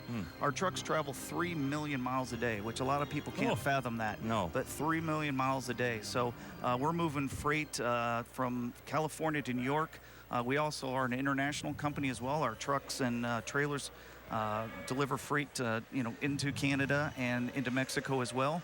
And then we have our whole logistics arm, which we do freight movement with over 130 different countries worldwide. So going from one man, one truck in 1956 to, one of the top logistics companies in the country, it's just absolutely amazing. One man, one truck. One man, one truck at the age of 19 in 1956, and now to a $2 billion company with over 7,300 trucks on the road. Amazing. And then your commitment to the community through not only Warner Park, but all the other things you do here in the Omaha area. Thanks so much for what you do for this community. I appreciate that very much, and we're looking to continue that partnership for as long as we can go. Thank you. Thanks for joining us. Yes, thank you very much. Thank you very much. Appreciate it. Boy, terrific stuff there. Rob Troop, who is the Director of Communications for Werner Enterprises. One man, one truck, and now look at it. All starts with a dream, folks.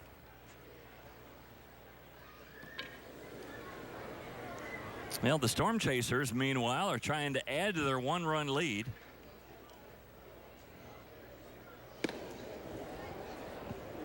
Fuentes, the batter. Runner at second, just one out here in the fourth. You know, this Warner Park, and I had been going to Rosenblatt for years, right? And it had served its purpose. It had seen its time.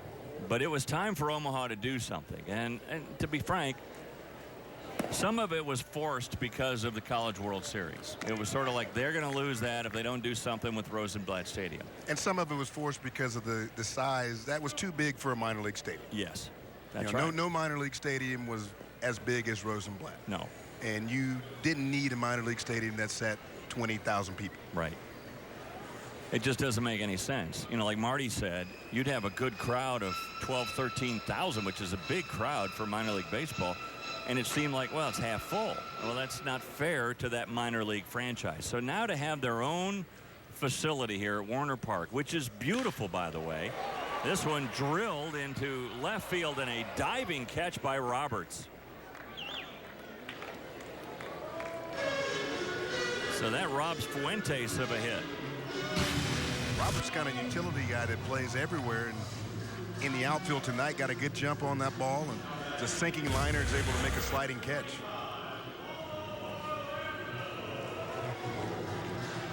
Somehow Zach Neal is still in the game. 86 pitches now for Zach Neal, or 85. His next will be his 86th. And he is still out there working. Thought he was going to be gone in the first, and here he is working in the fourth. And surprisingly, he outlasted El Monte. You wouldn't think that. No.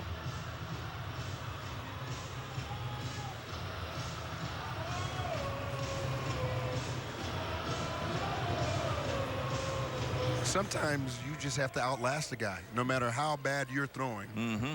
You just have to get a couple more innings and outlast him and give your team a chance, which is what he's done. He's thrown up some zeros since the first inning. Orlando pops it up. This should be the inning. Wendell's got it. And we go to the fifth inning of play. And our score, Omaha 6, Nashville 5.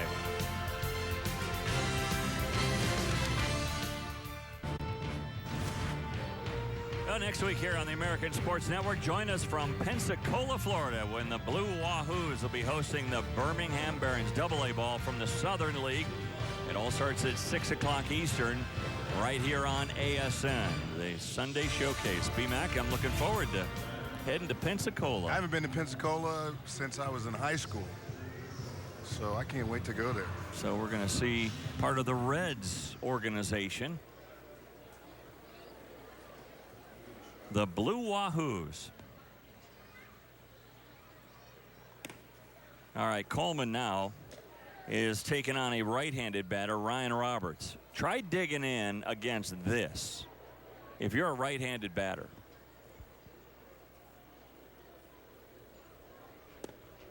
Now he's square when he starts his delivery, when he's at his set position. And all of a sudden, that front foot, he just hops over towards third base.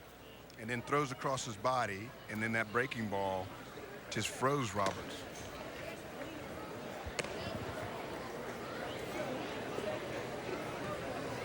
That's not something that you see every day from a right-handed pitcher.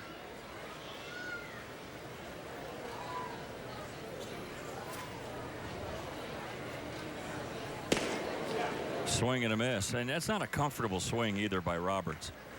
That's why I think, you know, you look at Coleman, and however you get to the big league, some guys are starters, some guys are long relief guys, some guys are setup guys, some guys are closers, some guys are just situational pitchers where their whole role in life on that team is to get one guy out in a key spot. And the way he throws, you got to believe that he can get tough right-handers out. Watch that front leg. It's going to step right at the right-handed hitter, and then he comes from kind of three-quarters and whips that ball around. As a hitter, you're thinking that when he steps at you, he's throwing the ball at you. Mm-hmm. Yeah, because he does. He steps right at the batter. Now, it's tough to tell from the angle we showed you. But where his front foot lands, it's a good, what would you say, a foot, foot and a half over a normal delivery? It may be 2 feet. Wow. Further. Because where he's stepping is on the third base side of the mound. And you can see Fryman, you know, that check swing, or tried to check. He didn't in time, and it's 2 quick strikes on Fryman.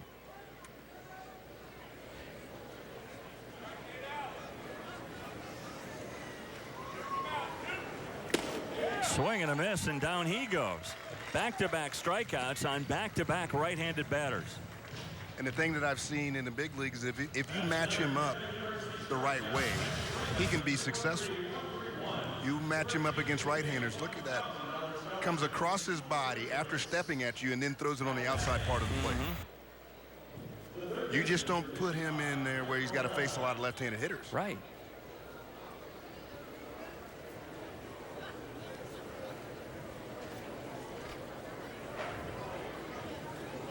Well, it's been literally hit or miss for the Sounds of late. 9 of the last 10 Nashville outs have been by the way of the strikeout.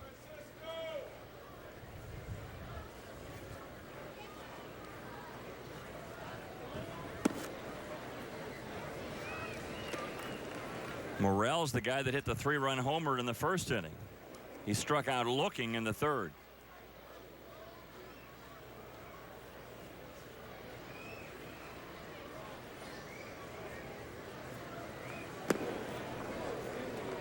Two balls and a strike to Morel.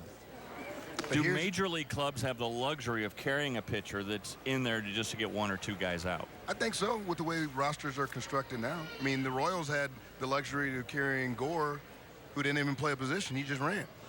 That's right. So if you do that, if you set your team up in a way, say a matchup in a series, say they're playing the Angels in the postseason, Pujols, Trout, Howard Kendrick, some of those, you could take a right-handed guy that's a situational guy and come in certain situations and get that one out for you. I mean, he's stepping across his body and then throwing 3/4. As a right-hander, you're not picking the ball up at all. No. Again, it looks like he's throwing out of his back. And he's stepping right at you. You're thinking there's no way that pitch is going to come back over the plate. 3-2 now to Morel.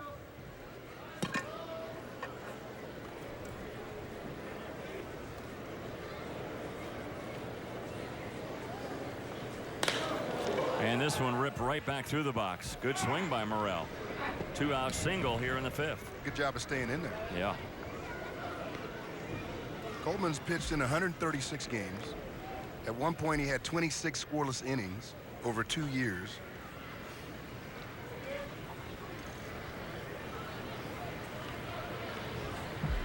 You know, we've seen, I guess, when I think about it, it seems like I've seen more situational left-handed pitchers than I've seen situational right-handed pitchers. Is that true? Yeah, I think more teams are more apt to carry a lefty that can only get one guy out than a right-hander. Broken bat. This one's going to drop for a hit.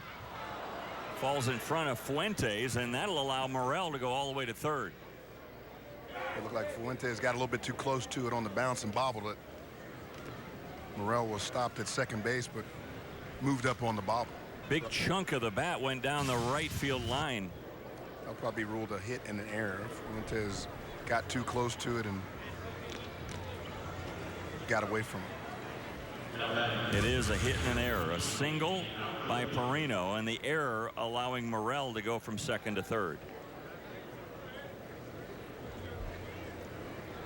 So back-to-back hits by Morel and Perino, and the tying run is 90 feet away. Aliotti, the batter, he doubled and scored his last time up, and there's a strike. Aliotti 1 for 2 in the game. 6-5 our score. We're in the top of the fifth. Aliotti out of St. Mary's in California. Just missed inside 1-1. Now, as a left-handed hitter, I like facing side armor guys and guys like Coleman because you could see everything that they were throwing.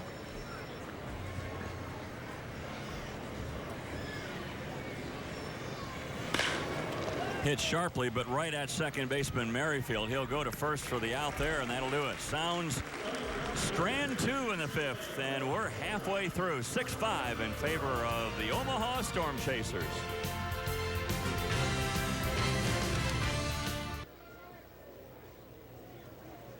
Well, we go to the home half of the fifth inning with a 6-5 Storm Chaser lead. You see they scored all 6 of their runs in that first inning.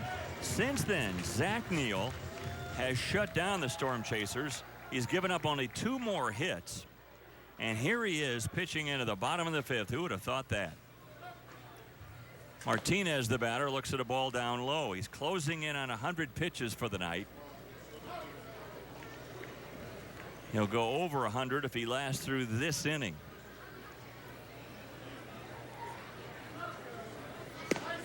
There's a fastball in there for a strike. So when you fill out your reports, what do you write about Zach Neal tonight? Do you write that he gave up 6 runs on 5 hits after being handed a 3-0 lead, or do you say, but after that, man, he was really good?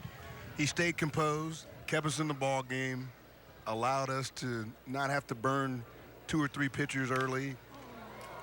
You look at the end result, and the end result is good. Yeah. And in minor leagues, sometimes the numbers aren't the full story. The organization wants to know how he battled. Yeah. What happened when he gave up the grand slam and the 2-run home run? Did he pout? Did he get upset? Did he blame his catcher for putting down the wrong fingers? Or did he battle back and try to shake it off and give some positive innings? This one drilled into left center field. Long run for Gentry. He dives for the ball, but it goes under his glove and all the way to the wall, and Martinez will stop at second with a leadoff double. That's another.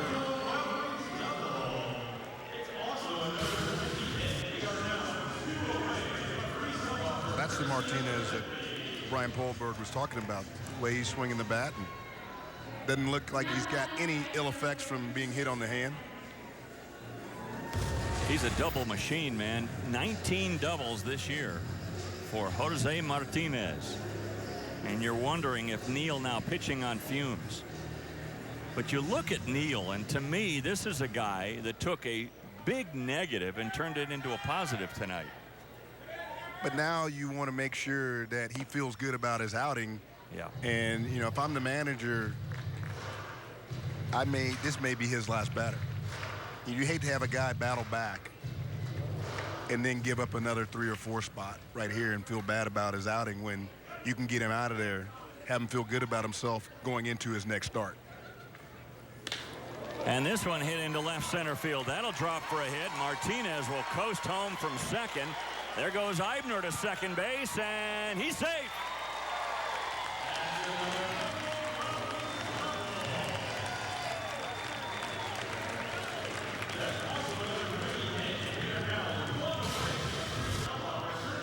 a double out of the box because of the way he ran. He didn't take it easy and then turn it on once he got to first base. That was right out of the box, thinking double. That's the only way he's able to get into second. And Roberts got to the made a ball good throw. quickly, made a good throw. But you're right, that was good hustle by Eibner right out of the box. Yeah, you have to think double out of the box to get there. Well, this is Don Schultz, the pitching coach. Remember, he came out in the first inning when it looked like at that point Zach Neal was done. Right now he's asking, do you have any gas left in the tank? We'd like to get you through this inning if we could. Do you have anything left? And there's hardly anyone with a competitive spirit or soul who would say, nope, I'm done.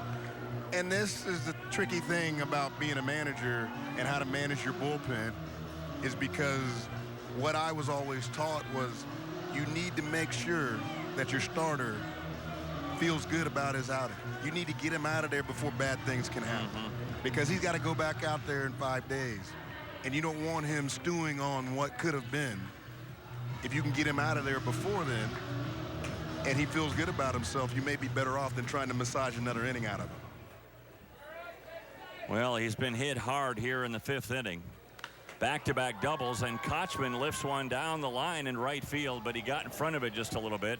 Had the distance, not the direction. The one in the first had both. Elevated fastball.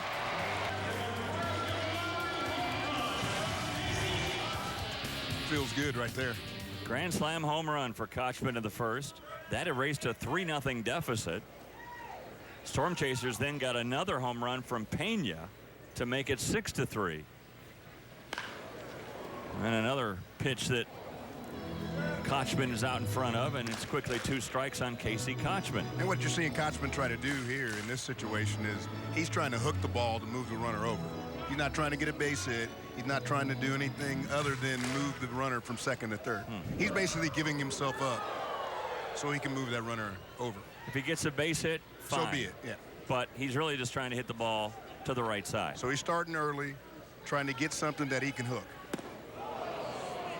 And there he's fooled by a changeup, and he's out number 1.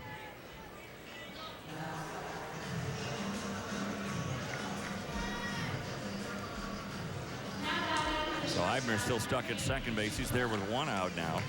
And Christian Colon, the batter. But Neal did a good job of understanding what the hitter's trying to do. Yeah, so he went outside. Went away and went soft. Went soft and away.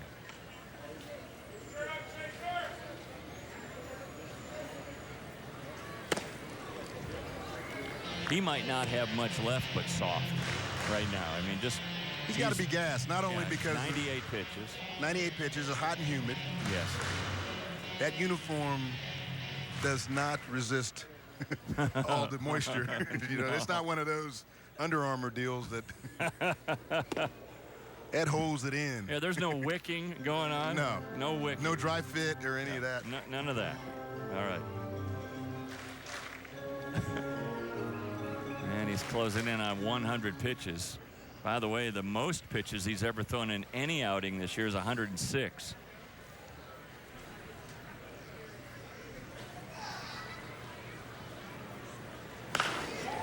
Foul ball. 2-1 now to Colon. But if they can get out of this, limit the damage, only give up 1 run, only down by 2. Yeah. You know, it wasn't outstanding, but he did a job. And some days that's what you have to do. It's not going to be pretty all the time. Right. Well, if nothing else, he saved their bullpen. And kept him in the game. Yeah, I mean, he kept him in the game, and he pitched on into the 5th inning. If he goes out in the 1st inning, they bring Koch in the 1st. Now their bullpen is probably racked for not only today, but for tomorrow and the next day, depending on what tomorrow's starter does. And Koch probably only going to go 2 innings probably max. Yep. So you're going to go through maybe 4, 5, 6 guys in your bullpen today if he doesn't pitch into the 5th. Chopper foul.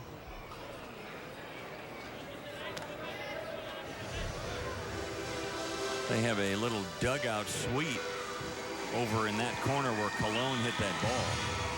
And it's the Jerschley dugout suite. Of course, Jerschley, a longtime skipper in Omaha and over 1,000 wins here. 2 balls, 2 strikes to Cologne. This one lifted to left field. Got it off the end of the bat, though, and Roberts has got it in front of the track. So Eibner, who was at second base with no one out, is standing there now with 2.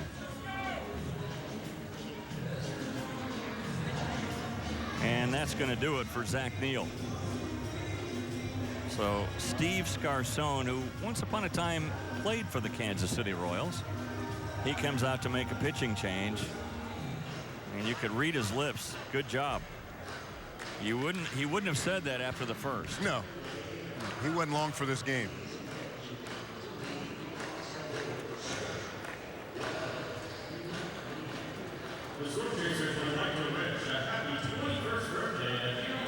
So Zach Neal, he goes 4 2/3 innings in a game when it looked like he was going to be gone before 1 inning in the books. And you can see the teammates slapping him on the back saying, good job. Even though he gave up 7 runs in this game on 9 hits, Zach Neal at least doesn't go through the entire bullpen with a less than 1 inning effort. And we'll turn it over to Phil Koch for the moment. And while we look at Koch, let's check out the Oakland A's top 5 prospects. And you look at Barreto, a shortstop. They have 2 shortstops in their top 5. Now, if you're one of those 2 shortstops, again, you can't start thinking, well, man, we got 2 shortstops that are in the top 5 prospects. What am I going to do? I'm buried. Well, number one, you got to look at where they are. Right.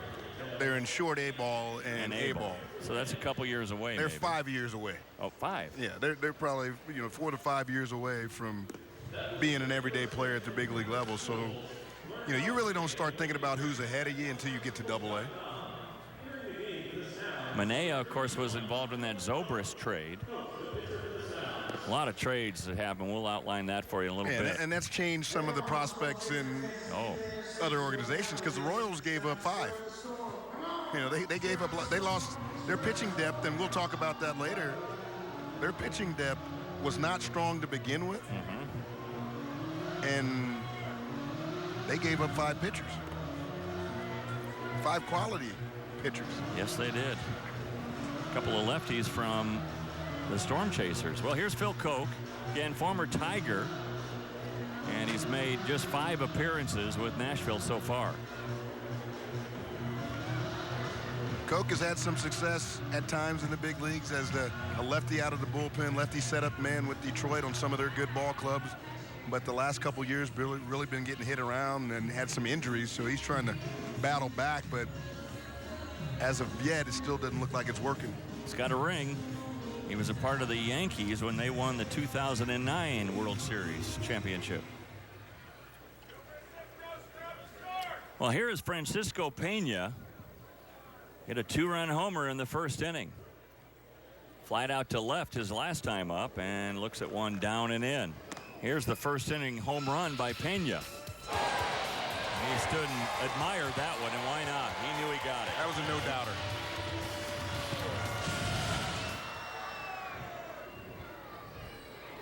I don't mind a guy admiring something like that. He wasn't really trying to show up the sounds. He just like, ooh, I got that one. And he's a guy that hits home runs, too. Right. He hit 27 last year. 4th most in the PCL. It's not like he's a little guy that only hits 2 or 3 home runs and is watching it. Yeah. Yeah, but I think the little guys have more of a right to watch it than the guys that hit 25 or 30. Depends Because on how it's far such it a goes. rare deal. I mean, it's like, holy cow, I actually Little hit a home guys run. watching him with it scrape over the fence or what bother people. Yeah, that's true. This one hit to center field. Gentry started back, now has to come in and make a diving play. Boy, that fooled him quite a bit. Gentry was on his way back to the warning track and came in to make the grab. Storm Chasers had a run to make it 7-5.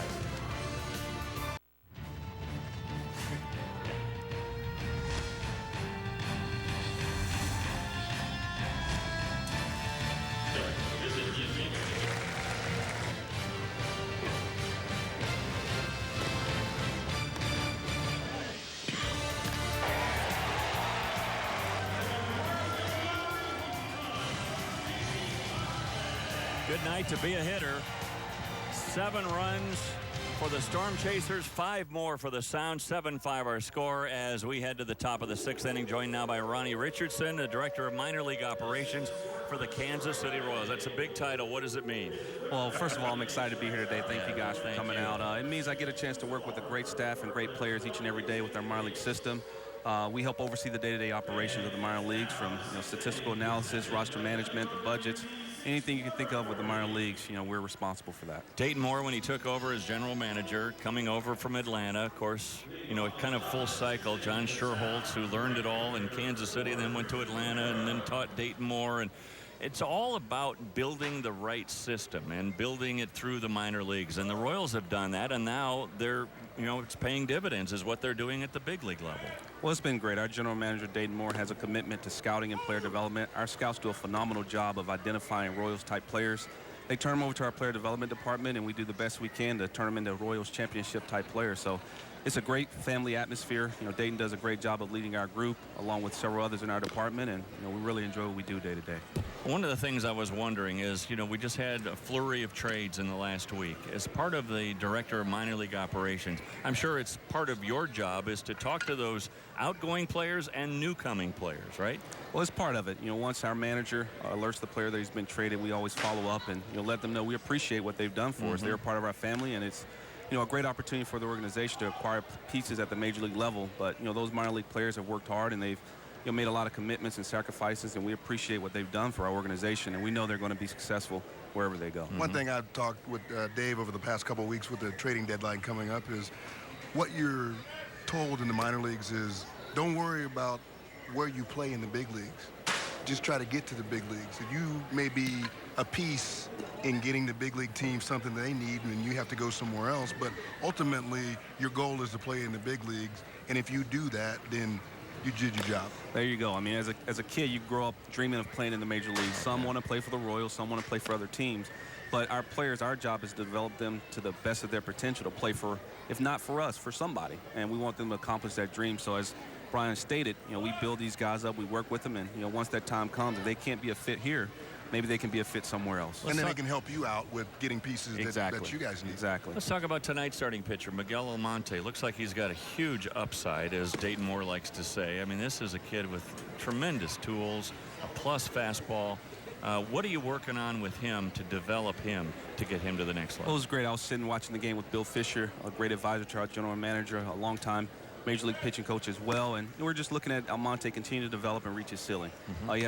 He's blessed with a golden arm. Yes. He has the ability to throw curveball for strikes. His changeup is probably his second best secondary pitch right now, and fastball up to 98 today. So you just kind of let that guy grow, continue to let him pitch, and prepare him for what's going to come in the coming months, we hope. Well, he looks great. I mean, I know he gave up a few runs tonight and did all that, but man, he is really fun to watch. He would have told you he was a little disappointed that the outing didn't go as long as he would have liked, but you see the potential there. I mean, Brian's hit a lot of those types of pitchers, and we think he's going to be another arm that can be an asset for our major league club. And can you talk a little bit about the numbers that guys put up in the minor leagues sometimes are deceiving because they may not be doing some of the things that you as an organization want them to do, and that's why they don't move up or progress the way they should in the organization? Well, you're exactly right. It's part of the development process, and we like to tell our players to trust the process. It's not always about the results. We think if we have a proper process through daily preparation and working hard, the results will come. A lot of times you may see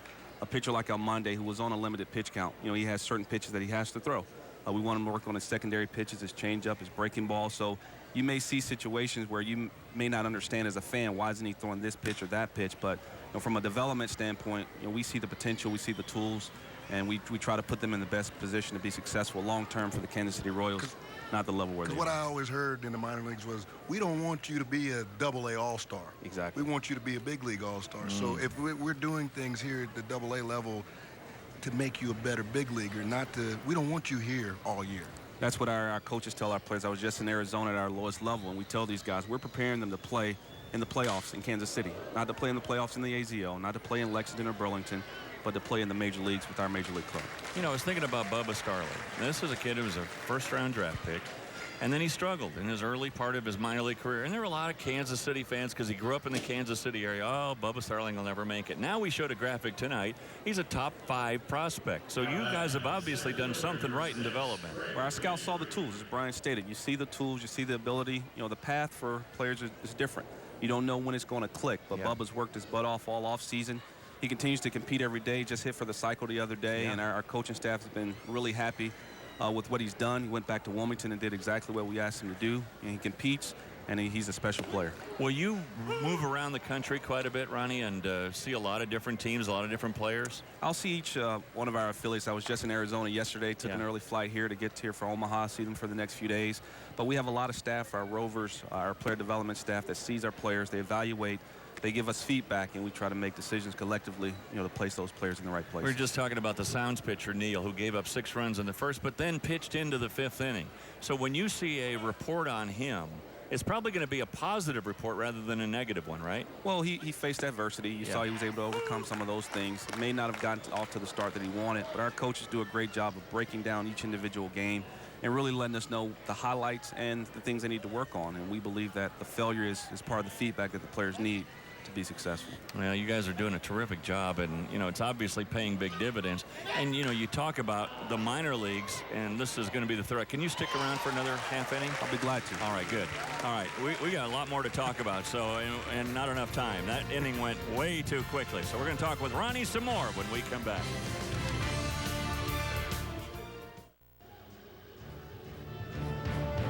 Well, it's not just baseball here at Warner Park. It's Minor League Baseball Sunday Showcase, but it's also a merry-go-round and lots of fun. We're visiting right now with Ronnie Richardson, who is the Director of Minor League Operations for the Kansas City Royals. And right now it's a 7-5 lead for the home team, Omaha. They're looking pretty good. And how much does it help to have a team like Omaha win back-to-back national championships at the AAA level? It's rewarding to see the young players. We want them to compete in situations where they're competing for championships, and no better way to do it than to do it at the minor league level.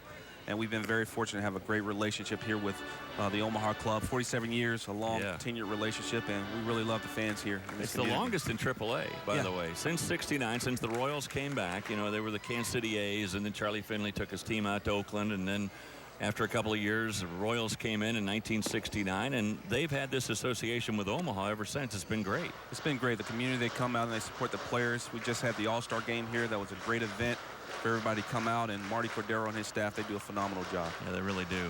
Well, Ronnie, when you look at the minor league system for the Royals and look at where it's been and where it is now, can you talk a little bit about the differences over the last 5-6 years? Well, I could talk a little bit about it. You know, me being new to the organization, working with John Piccolo, who is our vice president, assistant general manager, player personnel, you know, getting a chance to work with men like him and seeing the talent that we have in our system.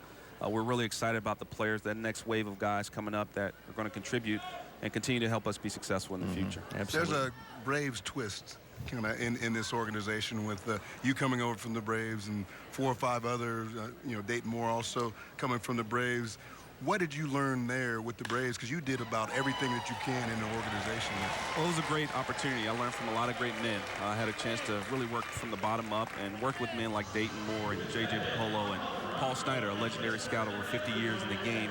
They taught you the way it was supposed to be done. They taught you how to treat people, how to treat players, how to really make sure that the processes are set. Yes. And you do that by identifying great staff and great people. And we've been very fortunate here with the Royals to have a great staff, you know, great men to work with, Chino Kadahia, Duke Watson, men that know baseball, men that care about the players. And, you know, that's kind of the atmosphere and the attitude that we take every day is to try to make each and every player better each and every day. If you do that, you know, we'll end up on the right side of it at the end. And you guys know, BMAC, I mean, the Braves have been that model organization for minor league operations, and one of the reasons they've sustained excellence through decades, really. I mean, and, you know, that run that the Braves were on, of course, it didn't hurt to have Maddox and Glavine and Smoltz, you know, at the top of the rotation, but still that excellence of winning the division year after year after year, and all that started really with the minor leagues of being able to place the guys in position when they were ready. Well, those are Hall of Fame people there. I mean, Mr. John Schuerholz and Bobby Cox and Paul Snyder, those men helped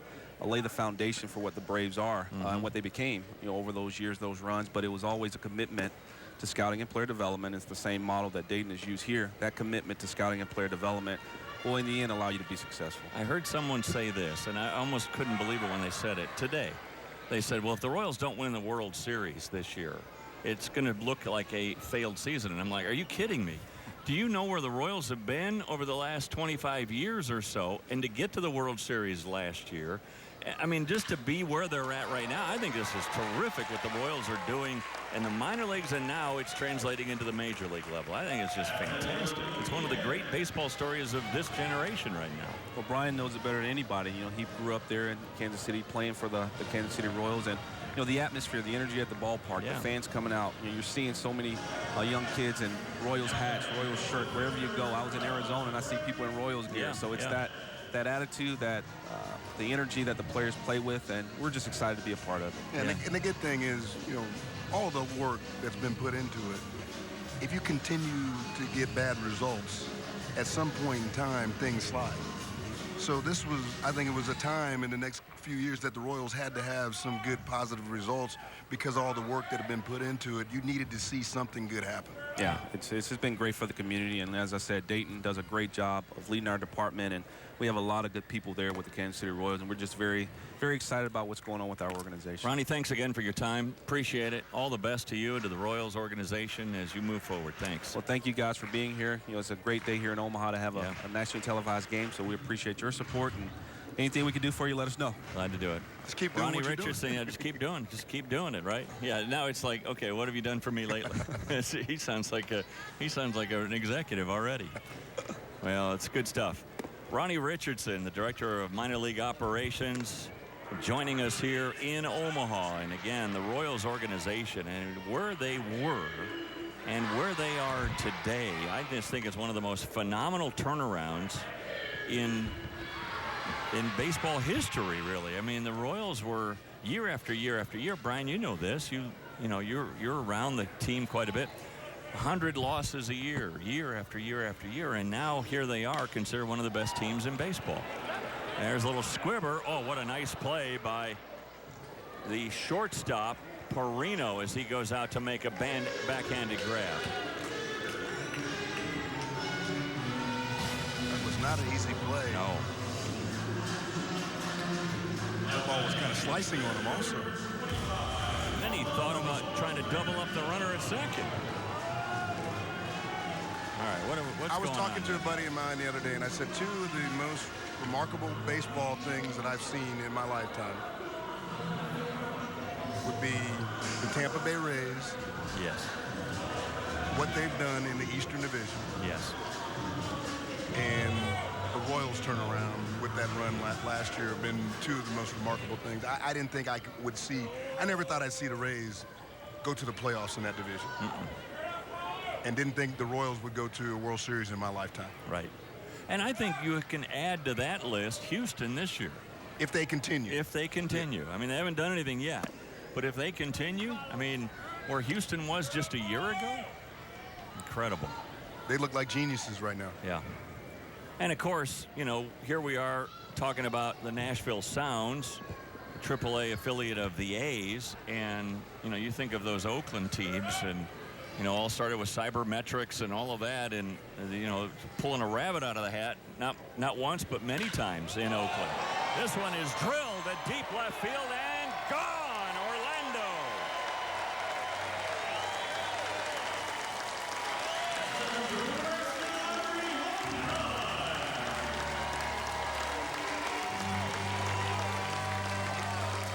A three-run homer for Orlando, the third home run hit by the Storm Chasers tonight. And they've doubled up on the Sounds once again. It's 10-5.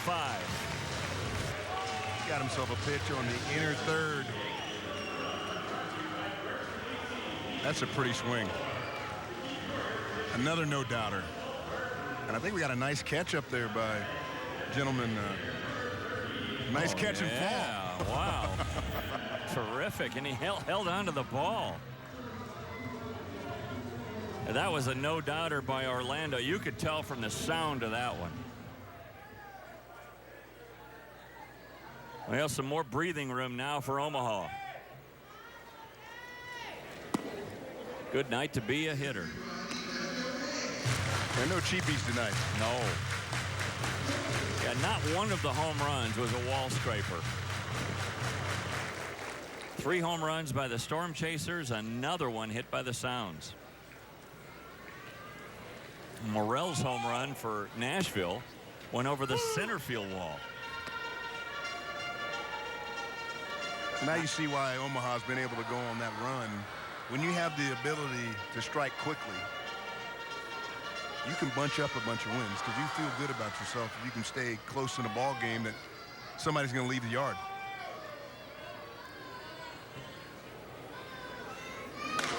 And Martinez gives it a ride to center field, but off the end of the bat, and Gentry's got it for out number 2.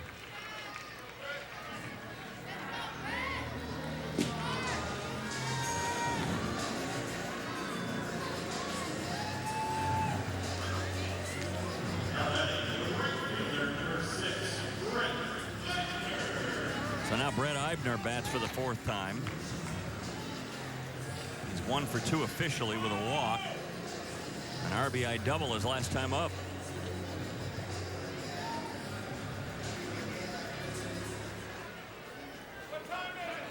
We showed that graphic earlier of Eibner and how his offensive numbers just keep getting better and better each year. And all that's part of development that Ronnie Richardson was talking about. It's one thing to scout. It's one thing to get the players through a draft or other means. But then it's a whole nother animal to develop them. And that's the biggest thing there is what Ronnie talked about, development. When I was coming through the system, some of the best coaches and evaluators of talent in all minor league baseball were in the Royals organization. And for a time, those guys had left the organization and went on the other organizations. And the Royals had lost some of those guys, and now a lot of those guys are back in the organization, or they've been replaced by other guys that are just as good. And you know, you need your coaches at the minor league level to be able to teach the things that the organization wants you to teach. Well, they're teachers. They're sometimes psychologists. They're more of that sometimes than teachers. Yeah. And they're not only teaching the game, they're teaching young kids how to become men. You're living in cities that are not comfortable to you. You know, you have kids, you know, my first time away from home, I grew up in Florida, lived there most of my life. I'm in Eugene, Oregon. At 17, 18 years old. Yeah. And trying to fit into that environment and play baseball at the same time. Which isn't an easy game to play. You Right. fail more than you succeed. And just understanding that, you know, we were young boys on our own, paying bills, you know, doing things like that, have no clue Right. what's going on, and that's part of the minor league development. Well, Eibner thought he had a walk. Instead, he'll get a base hit. He'd rather have that.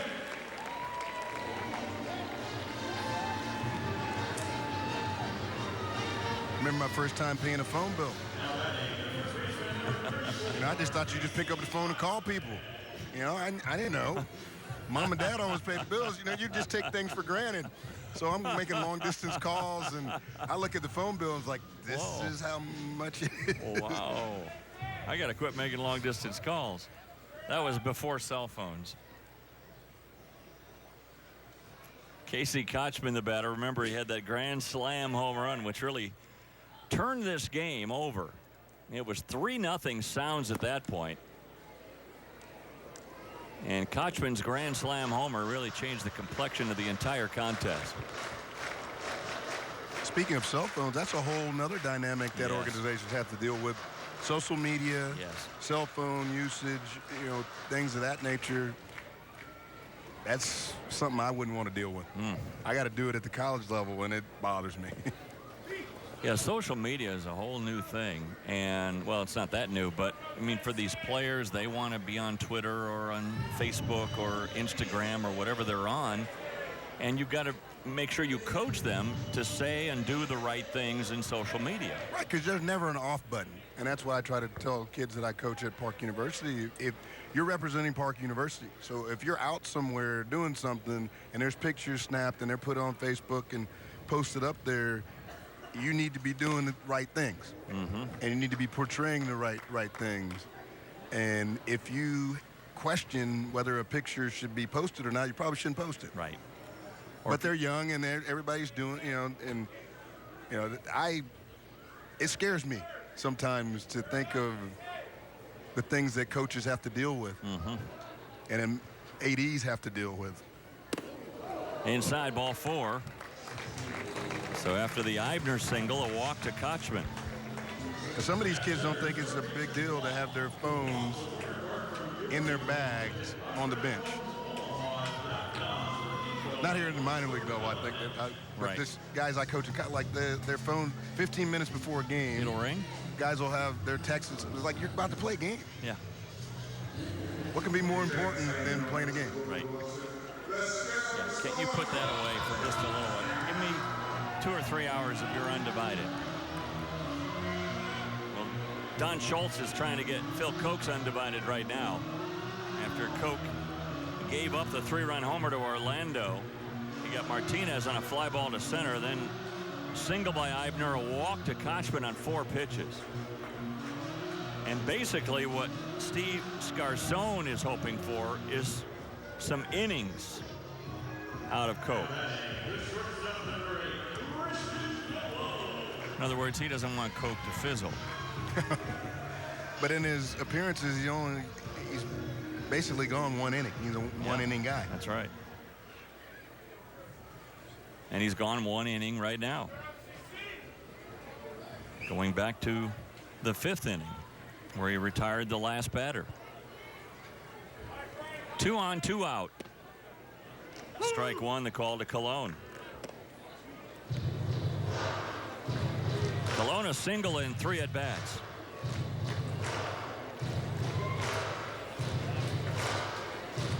Every player for the Storm Chasers has at least 1 hit.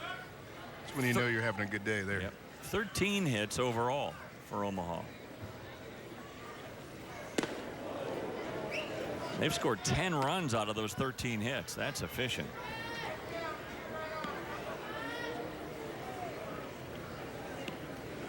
Not only does every player have a hit for the Storm Chasers, but as Tom Pirro, our producer, points out, every Storm Chaser has crossed the plate.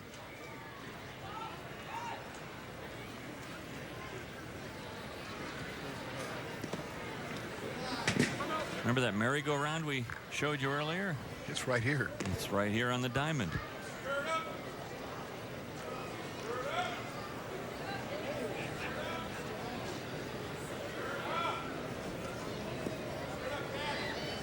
This is getting to a point in the season, too, where pitchers are tired, arms are a little dead. And, the last 2 weeks we've had some blowouts. It's winding down. Guys are beat up. The hitters start to take advantage of the pitchers late in the season. Just want to get out of play behind the plate. Still 1-2 to Cologne. Early in the season, the pitchers are ahead of the hitters. Once you get to about mid-June to late June, most of your hitters start to catch up with pitchers, and that's when some of the pitchers, especially bullpen guys that have been used a lot, start to get dead arm and start to wear down.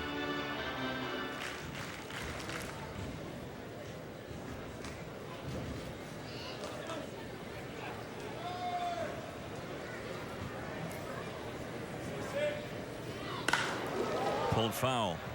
You know, see Koch right now, guy who has a ring with the Yankees from '09, guy who's pitched postseason with the Tigers.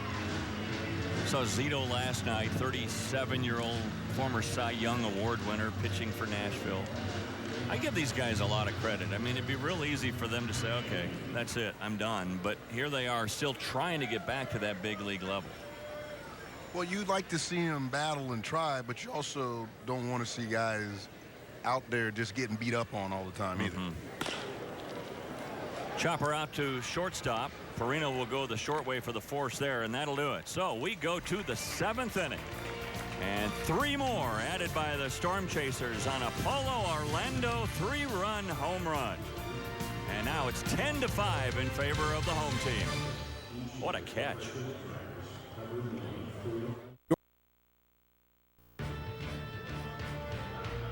Boy, look at all those crooked numbers. It was 6-3 after the first, then got close again, 6-5. And since then, the Storm Chasers have added one more in the fifth and a 3-run homer in the sixth inning by Orlando. And now it's 10-5. Comfort zone again for Omaha. We go to the seventh inning, and we have a new pitcher in Paul Clemens, and I mean new. He is brand spanking new to Omaha. He's so new that he didn't even have a name on the back of his jersey. He'll face Joey Wendell first to lead things off here in the seventh. Yeah, Clemens is a guy who started off in the Atlanta organization, selected by the Braves in the seventh round of 2008 out of Lewisburg Junior College in North Carolina. Throws about 91 miles an hour. It's 2-0 the count to Joey Wendell.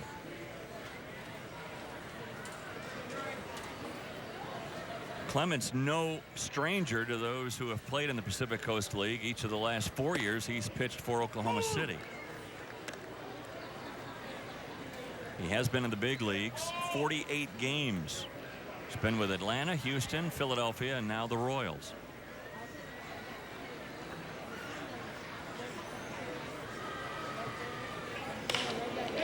Hit into right field off the end of the bat. Eibner will have to play it on a hop.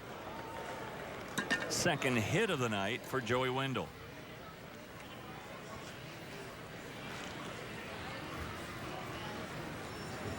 Now batting, left fielder, 19. Numbers we're going to show you are from when he pitched at Lehigh Valley.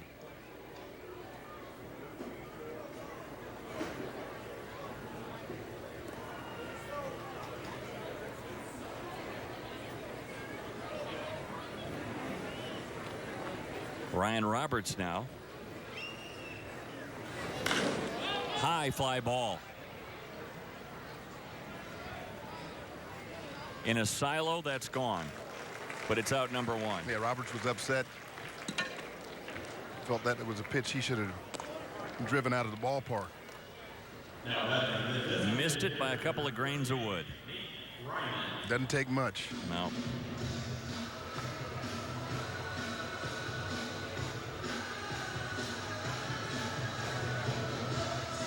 I think what would be really interesting,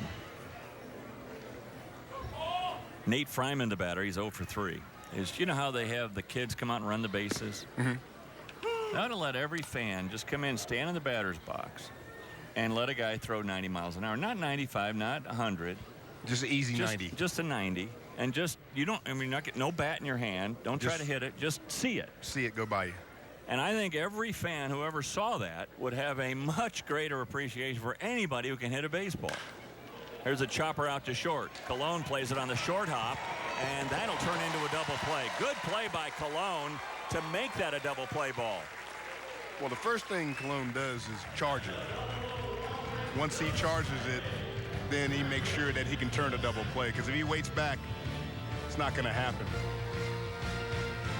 Stretch time. You're watching Sunday Night Showcase on ASN. Well, these fans enjoying a nice little picnic out on the berm here at Werner Park as Omaha with a comfortable lead 10-5. Now, a lot of action going on nearing the trade deadline this week as Kansas City made some moves. They get Ben Zobrist, who, by the way, hit 2 home runs yesterday, one from each side of the plate. And a home run today. And another home run today, so he's been a great addition. I mean, he's fit in perfectly. And then Oakland, they get a left-handed pitcher and Aaron Brooks, a right-handed pitcher. So they've improved in the minor leagues at both AA and AAA. And Minaya is a guy that the Royals are very high on. You know, Yes. They were able to draft him lower than they thought that he would go. They thought he would be a first-rounder. And because of a hip issue coming out of college, he wasn't a first-rounder. So, you know, 4 or 5 years from now, we'll look back and say, did the Royals give up too much? If they have a ring on their finger, it'll be no. Right. And then you saw Cueto comes over from the Reds. He's an ace now of the staff. And that's a big, big move as they get ready for not just the rest of this season with a comfortable lead The Royals look like they're going to win their division, and Pena drills this one into right center field. It'll plug the gap. So Pena with his second extra base hit of the night, a home run, and now a lead double here in the 7th against Phil Koch, who's still out there. Now the Royals match up in any series they play in the postseason. You can throw Cueto, basket. So we go back to that, but to get Cueto, they gave up 2 left-handed pitchers from Omaha, and Finnegan and Lamb, and another left-handed pitcher, Reed, from AA. Their left-handed depth is probably gone now out of the organization. Right. Finnegan, a first-rounder from last year. But when you have a chance to win it all, you have to take that chance, don't you? You only have a small window of opportunity to do it. And the Royals feel like they're all in right now. They're going to go for it, and I applaud them for doing it. Yeah. You know, the team that, to me, I mean, I think the Royals, what they did, if you're a fan of the Royals, you're like, all right. You know, they're really trying hard.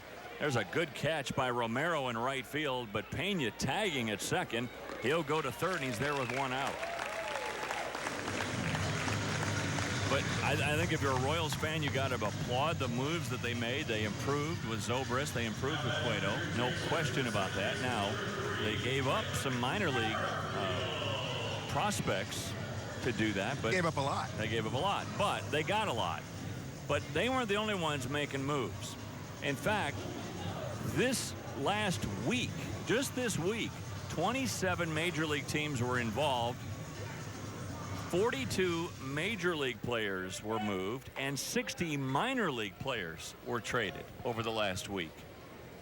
So real estate agents really came out big. There's a lot of movement going on in baseball. So you think 27 teams made some kind of a move. Either they were sellers or they were buyers. And more were buyers than sellers. Right. They're with the extra wild card. Yes. A lot more teams, the teams around 500 were making moves. Blue Jays, the Rangers, they were acting like, you know, they're a lot closer than they are. So, you know, it made for an interesting 48 hours before the trading deadline that all those teams were involved and all the players were involved. They were big name players traded. They were role players traded. They were big prospects traded. So it was a lot of action going on. And out of the 20, there's 30 teams in Major League Baseball. So only 3 teams didn't make a move. And 2 of them were ones we thought were going to make some major moves. That's right. So I know you know who the 3 are, but I want our fans to think about it for a second. We'll give you the answer when we come back for the 8th inning. What 3 teams did not make a move at the trading deadline? Toronto's the one. The Royals just got through playing Toronto today in a 4-game series, and the Blue Jays took 3 of those 4. I think the Blue Jays, the moves that they made, they better make the playoffs. I mean, I think it's... I don't see them making the playoffs, yeah, though. it's hard. I mean, they've got a lot of ground to make up and teams to climb over. And they did nothing to improve their starting pitching. Well, they got Price. But, I mean, they got one guy. The rest of it, they're still... One guy, I don't think is going to do it. Yeah. I think they needed to do more than that. They got Tulowitzki, the shortstop from Colorado. It'll be interesting. Price, he's going to pitch how many games? Pitch every 5th day. Yeah. He'll pitch, what, maybe he'll get 6, 8 more starts? He'll get 8 starts. Maybe. If that. Yeah. So if you needed to improve your starting pitching dramatically, you needed to get 2 guys. Because 8 games is not going to... And he's got to win all 8. He's got to win all 8, yeah. So every time he pitches, you're putting a lot of pressure on him if you didn't add anything with him. So the Tigers are the ones, they pulled the plug. They were the sellers, not the buyers, and they improved a farm system that was really weak.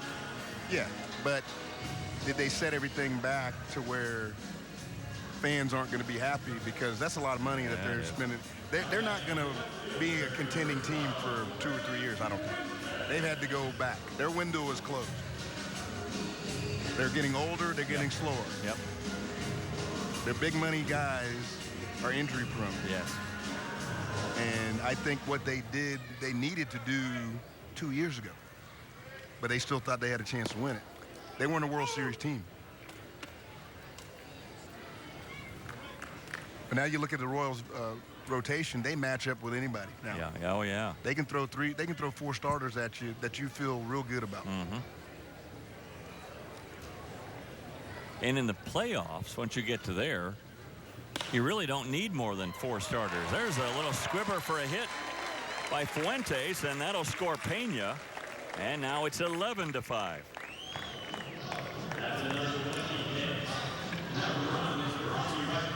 Fuentes was running gingerly down the line. I don't know if he hurt his knee or something, but he doesn't look 100%. Doesn't look right down there. Yeah, the Royals will throw. Who do they throw at you? Volquez, Cueto, Ventura. Had a little there it was. slip there. Kind of pulled up right there once he knew it was into the left field for a base hit. I think he's okay. Just slipped a little. Here's Orlando. He had a towering 3-run homer his last time up. But I like the Royals better now than I did last year, 10 days ago. Oh, yes. Going into a playoff and series. They still have to get Alex Gordon back. Hopefully. All right, they will. He'll be back. He'll be back, but you don't know if he's out. You know, right. Is he going to be missing that much time? Because where is he going to go to get at bats? You know, depending on how much time he's got, the minor league season ends. Yeah. So what are they going to do? You know, that's just a tough situation there to get him back up to speed. And you don't want to rush a guy and have him play and try to rehab at the big league level getting his at-bats. But he's tough. He's from Nebraska. He's tough. He's tough, but you still have to be smart about it. He's tough. You can't miss a Husker. You can't miss 6 Come on, weeks. Man, you're in Omaha. He's a Husker. You can't miss 6 weeks of big league pitching and jump back in there. You can if you're Alex Gordon. He's a Husker. But it'll be interesting to see. He's starting to swing the bat. He's starting to lightly run and do some of those things.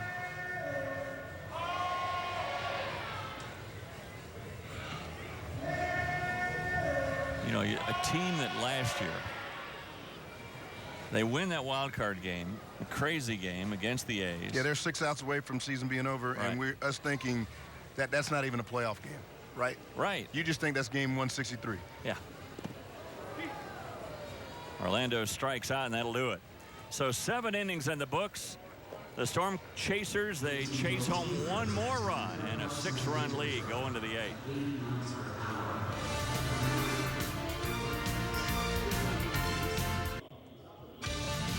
You're watching Minor League Baseball Sunday Night Showcase on ASN.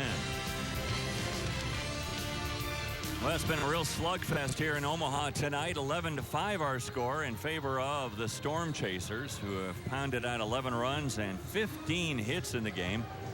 Nashville Sounds with 5 runs and 9 hits, and the Sounds actually led once upon a time 3-0 after the first half inning. But then Omaha came back with 6 in the bottom half of the first and haven't trailed since.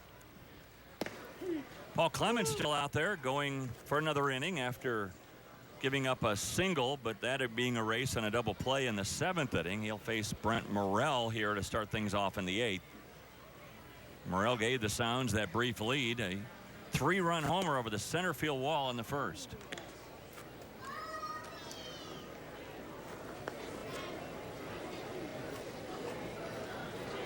And we told you there were 27 teams involved. How many trades? 14 transactions. Seemed like more on the trade deadline. But 27 teams involved in those 14 transactions, and 60 minor league players traded spots. And if you go back to the week before July 23rd, it's 23 or 37. From the 23rd, yeah. It's 37 trade transactions. They started with Cashmere being traded on the 23rd. Yeah, that's what our other graphic was alluding to, from the 23rd. So 37 trades in a week. And, well, actually 9 days, so a little more than a week. And as you pointed out, one of the big reasons there's a bigger flurry of activity toward that trading deadline is the extra wild card. And a lot of teams still feel like they're in it, including like Toronto. Under 500 teams like Texas. Yeah. I mean, Texas got Cole Hamels. Yeah. So 27 teams, 3 weren't involved. And those 3 teams are one that we really thought was going to make all kinds of deals, San Diego. Arizona, we thought was going to make some deals. They didn't. And the White Sox were silent. But every other team, they either traded up or traded down or did something.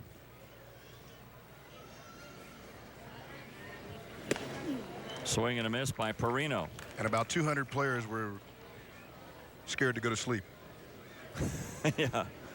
You know, I think for a lot of, especially the minor league guys, it's like, okay, you know, because they worry about, you know, their wives, their significant others worry about things like what. Big league guys worry about that. Yeah. There's a base hit by Perino. I mean, what is the shortstop for the Mets? Flores, that some fans told him he was traded. He didn't even, the manager didn't even know.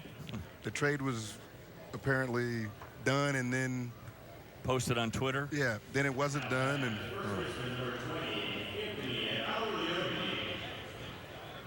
Aliotti now the batter. He's 1 for 3.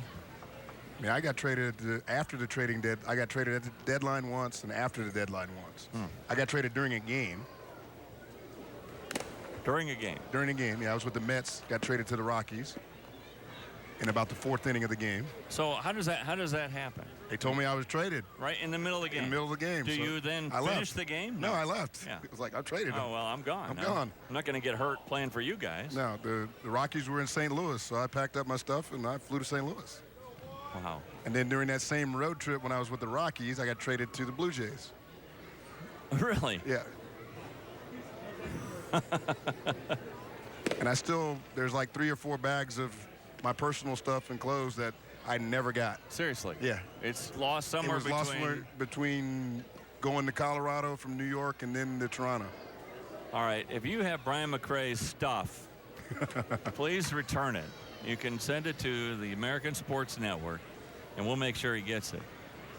Well, hopefully there wasn't anything really valuable. Just shirts and shoes. Yeah, this stuff, yeah. Oh, man. So what's that feel like to a player when all of a sudden the manager comes in, you've been traded? You know something's happened because you heard rumblings, but you get the final, like now, in the middle of the game. Yeah. You know? Do you look at it like, oh, man, I can't believe they don't want me anymore? Do you look at it like, oh, this new team really wants me? It all depends on where you're going. You know, the Mets were in playoff contention. The Rockies weren't. The Blue Jays were. So I ended up in a good spot at the end. Right. When, you know, that 10-day period was over, I ended up in a good spot. But then with the Blue Jays, we didn't make the playoffs. We missed by 3 games or 4 games. The Mets went to the playoffs. But I did get a playoff share for the Mets. Oh, good. Because I was there, you know, more than half the year. So did that cover your lost clothes? That more than covered my lost clothes. Okay, so it was okay. But you got a feeling of, you know, one organization wants you, one organization doesn't. One, you know, just yeah. And fans don't know that. I mean, they don't look. They forget about the personal aspect of all of this. Line drive, left field. Fuentes. Yeah, sometimes they think we're robots. Yeah. Yeah, you're not. There are lives at stake. There are a lot of times families. The families is the hardest part because as a ball player, you expect it. Those things are going to happen. Right. You know, I got traded once in the off season. Got traded during the trading deadline a few times. You know, those things happen. You'd rather get traded in the off season so you can prepare and do all those things. But, you know, that's the nature of the beast of I would playing think Major the League Baseball. mid-season trade, that'd be just difficult. Because then what do? Do you go live out of a hotel? Do you? Luckily, I had a buddy in New York that had a place, so I lived there, just crashed on his couch for 2 months. Okay. And then the next year I went and got my own place. All right, we go to the bottom of the 8th, still 11-5.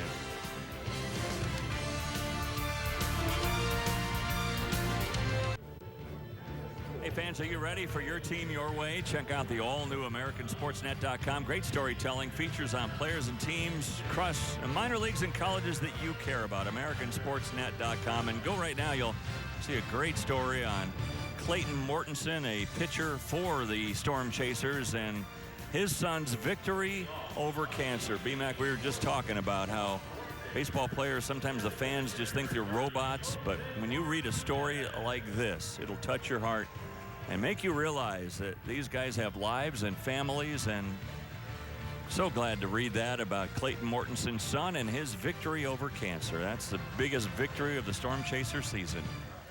My mom and dad have both battled cancer and won, and it puts things in perspective. You don't worry about wins and losses and getting a hit and things of that nature when you're dealing with your family and trying to overcome some things like that. Angel Castro has come out of the bullpen, the third pitcher used by the Sounds tonight. You see his 25th appearance overall. He is facing Jose Martinez, then Eibner and Kochman. Boy, he takes a rip, doesn't he? Martinez with another hit. It ain't that easy. Second hit of the night. He's 2 for 4 officially tonight, so his average will go up from where it started at 380. This late in the season to hit 380 is an incredible feat at any level. Now Eibner. These guys have been a 1-2 combination tonight. Back-to-back doubles for Martinez and Eibner in the 5th. Chopper up the middle. Wendell's got it. To Perino for 1. The relay not in time. Good hustle by Eibner again.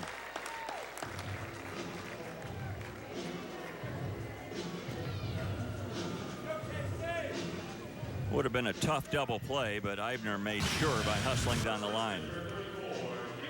Well, as soon as the ball took that second hop, I thought it would be tough to turn a double play.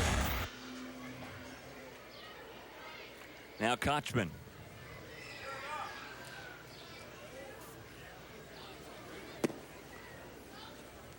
For my money, Kochman's the MVP of the night. He turned this game around with his grand slam home run in the first inning. That was a big hit because the 3-run home run in the top of the first, and then to come back and get the 6th spot, that grand slam kind of turned the momentum to the Storm Chasers, and they kind of rolled with it from there.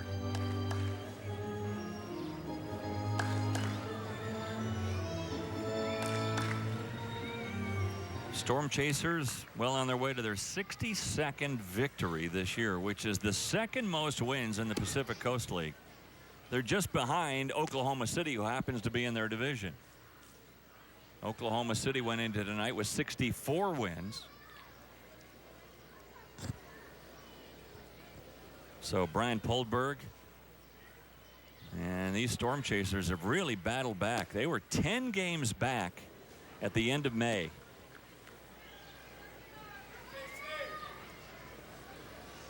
And you look at the standings in the American Northern of the Pacific Coast League, and there's Oklahoma City still with a 4-game advantage.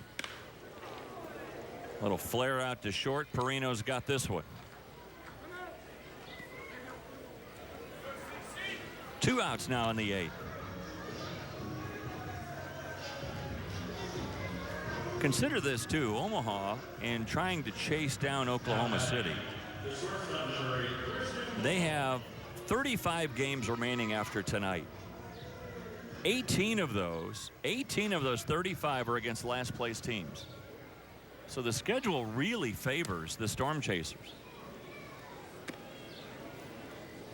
But it's going to be tougher, I think, for them to get through that stretch, because when you're playing against a team that has nothing on the line, they somehow come up and bite you. They're going to make it tough on them.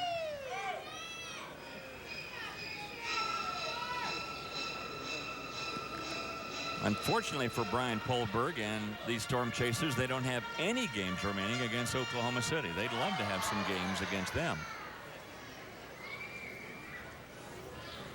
So they have to rely on other teams.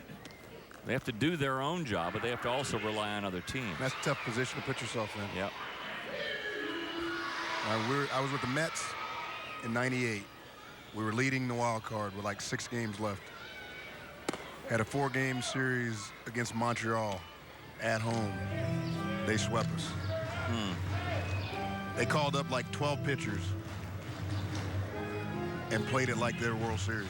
And they were in last place. They were in last place, or next to, yeah. But it was September call-ups. They brought in guys from A-ball, AA, to face one batter, go out and bring another guy in. I would have much rather played the Braves or somebody in that series. We ended up missing the wild card by 1 game. Wow. We thought it all was set up for us. Like, we're home against the Expos. Yeah, right. This will be easy. Yeah. They're going to be out enjoying New York City. That's right. Last week of the season. And right. we'll get some easy wins. Yeah. No. Yeah, they're out in Times Square until 4 in the morning. Yeah. Yeah. They're just going to sleepwalk into this series. We'll beat up on them. Mm-hmm. We'll win at least 3. You win none. Here's Pena. Whoa. 2-run homer in the first. And a single and a run scored in the 7th. All right, I promised you a Francisco Pena, Kevin Shank story. Kevin Shank, our executive producer at the American Sports Network. Kevin was down in the Dominican with Tony Pena, and Tony was saying, Kevin, I have a son, Frankie. He is a good hitter, really good hitter. And he was doing a little soft toss with a net. And Francisco Pena was just hitting the cover off the ball. Well, one of them he hit so hard, it went through the net and drilled Kevin, who was standing on the other side of the net, almost broke his arm. Kind of like that line drive there. Right, just like that one. And Tony looked at Kevin, wincing in pain, and said, I told you he could hit.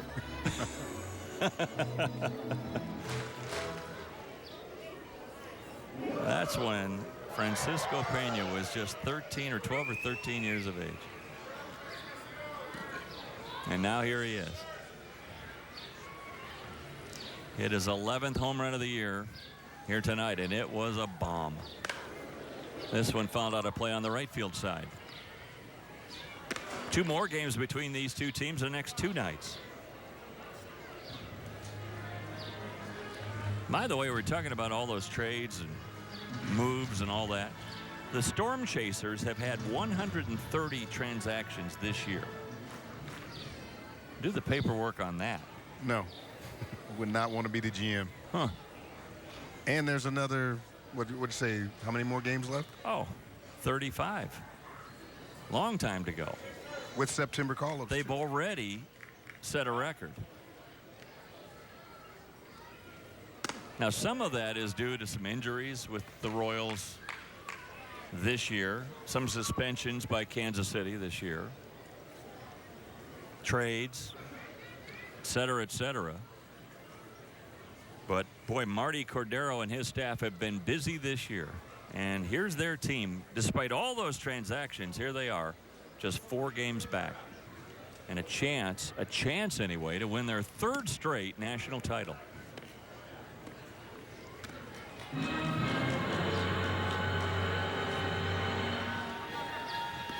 And there's a guy who throws not 1 but 2 batting practice sessions every day. He's a machine. It's unbelievable.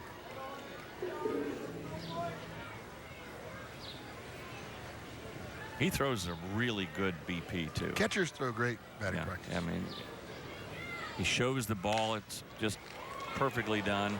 Morrell with a nice play at 3rd. And that'll do it for the Storm Chasers here in the 8th. We go to the 9th, a 6-run lead for Omaha. We'll be back.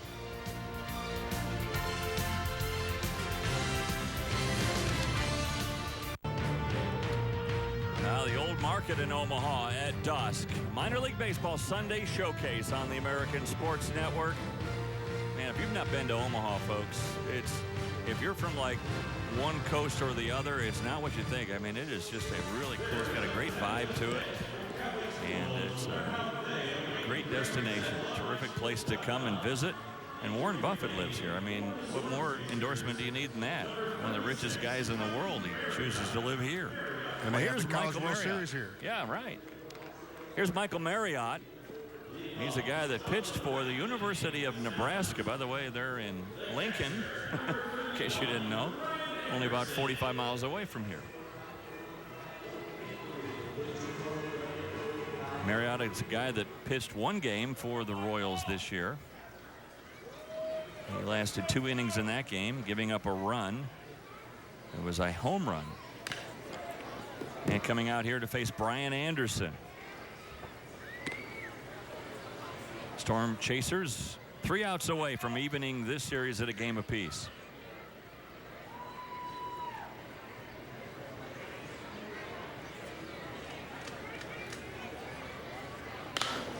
Fouled out of play.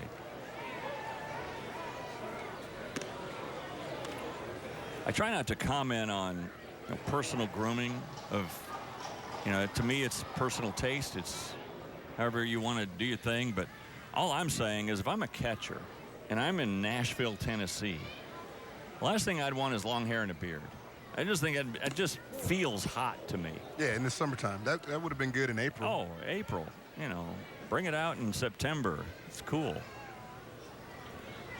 But he'll fit right in Nashville, though, right? With the beard and the long. I mean, he could get a gig.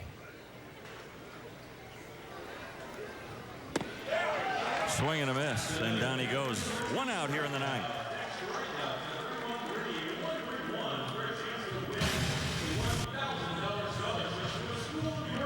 It's a nasty slider. Down and in.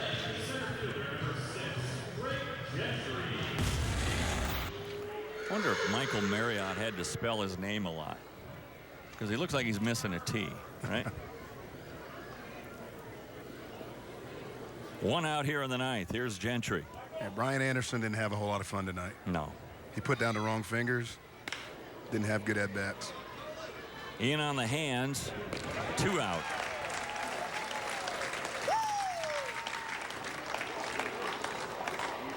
Marriott trying to make quick work of the Sounds here in the 9th. Only 5 pitches so far.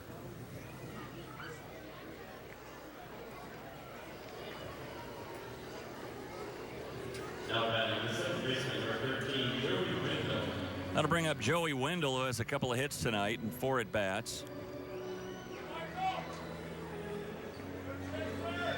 Nashville, by the way, in this game, they have struck out 12 times. Almost half of their outs have been by way of the strikeout. Only 6 pitches for Marriott. And down go the Sounds 1, 2, 3 for the first time in the game. And that's the way it ends. 11-5 our final score. Solid performance for the Storm Chasers, and we'll be back to put the wraps on it in a moment. 11-5 our final score here, and I think you can break this down to the first inning. That's when Nashville had a 3-run homer from Brent Morrell in the top of the inning. But the Storm Chasers answered with 2 home runs in the bottom of the inning. That was the difference in the game for my money. And Casey Kochman, the hero of the game with a grand slam home run. He's standing by right now with Ashley Bullington. Breeze feels nice. big, huge grand slam in the first inning to put your team back on top. What kind of momentum change did you see after that point? I don't know. Abner had a good at bat there and loaded up the bases, and we were able to take the lead, and Pena hits a 2-run homer there, so we were able to get the lead after they scored 3 in the first. And everyone contributed to tonight's game. Going into these last 35 games of this season, how do you keep this momentum going into the playoffs? Hey, look, a lot of it is starting pitching. If they don't score, you don't lose. So hopefully the pitching will be good and keep us close. Well, great game tonight, and thank you so much, guys. Back up to you. Thank you very much, Ashley, and thank you, Casey Kochman. Great job tonight on the grand slam home run, his first grand slammer of the year. We'll be back with the final wraps in a moment. Our final score here from Omaha, the Storm Chasers 11, the Nashville Sounds 5. And B-Mac, this was not a night to be a pitcher. No, it wasn't. And the big thing that Neil got in trouble with was with the walk and a hit by pitch. And then the big home run by Kochman, that pretty much took everything away from the momentum that the Nashville Sounds had. You ready to go to Pensacola? Yes, I am. I'm ready to look at that new ballpark. Yeah, me too. I can't wait to see it. Pensacola, the Blue Wahoos are in the Reds organization. They take on the Birmingham Barons. It's Double-A, which I always love Double-A. And we're going to get to see that in the Southern League next week. That's at 6 o'clock Eastern. This was a lot of fun tonight. I learned a lot about what goes on in a player's mind to steal a base, to get traded, and all that. Thanks. Thank you. A lot going on tonight. That was fun. It was. Lots of fun. So for Ashley Bullington and Brian McCray, I'm Dave Armstrong. Once again, our final score, 11-5 in favor of the Storm Chasers.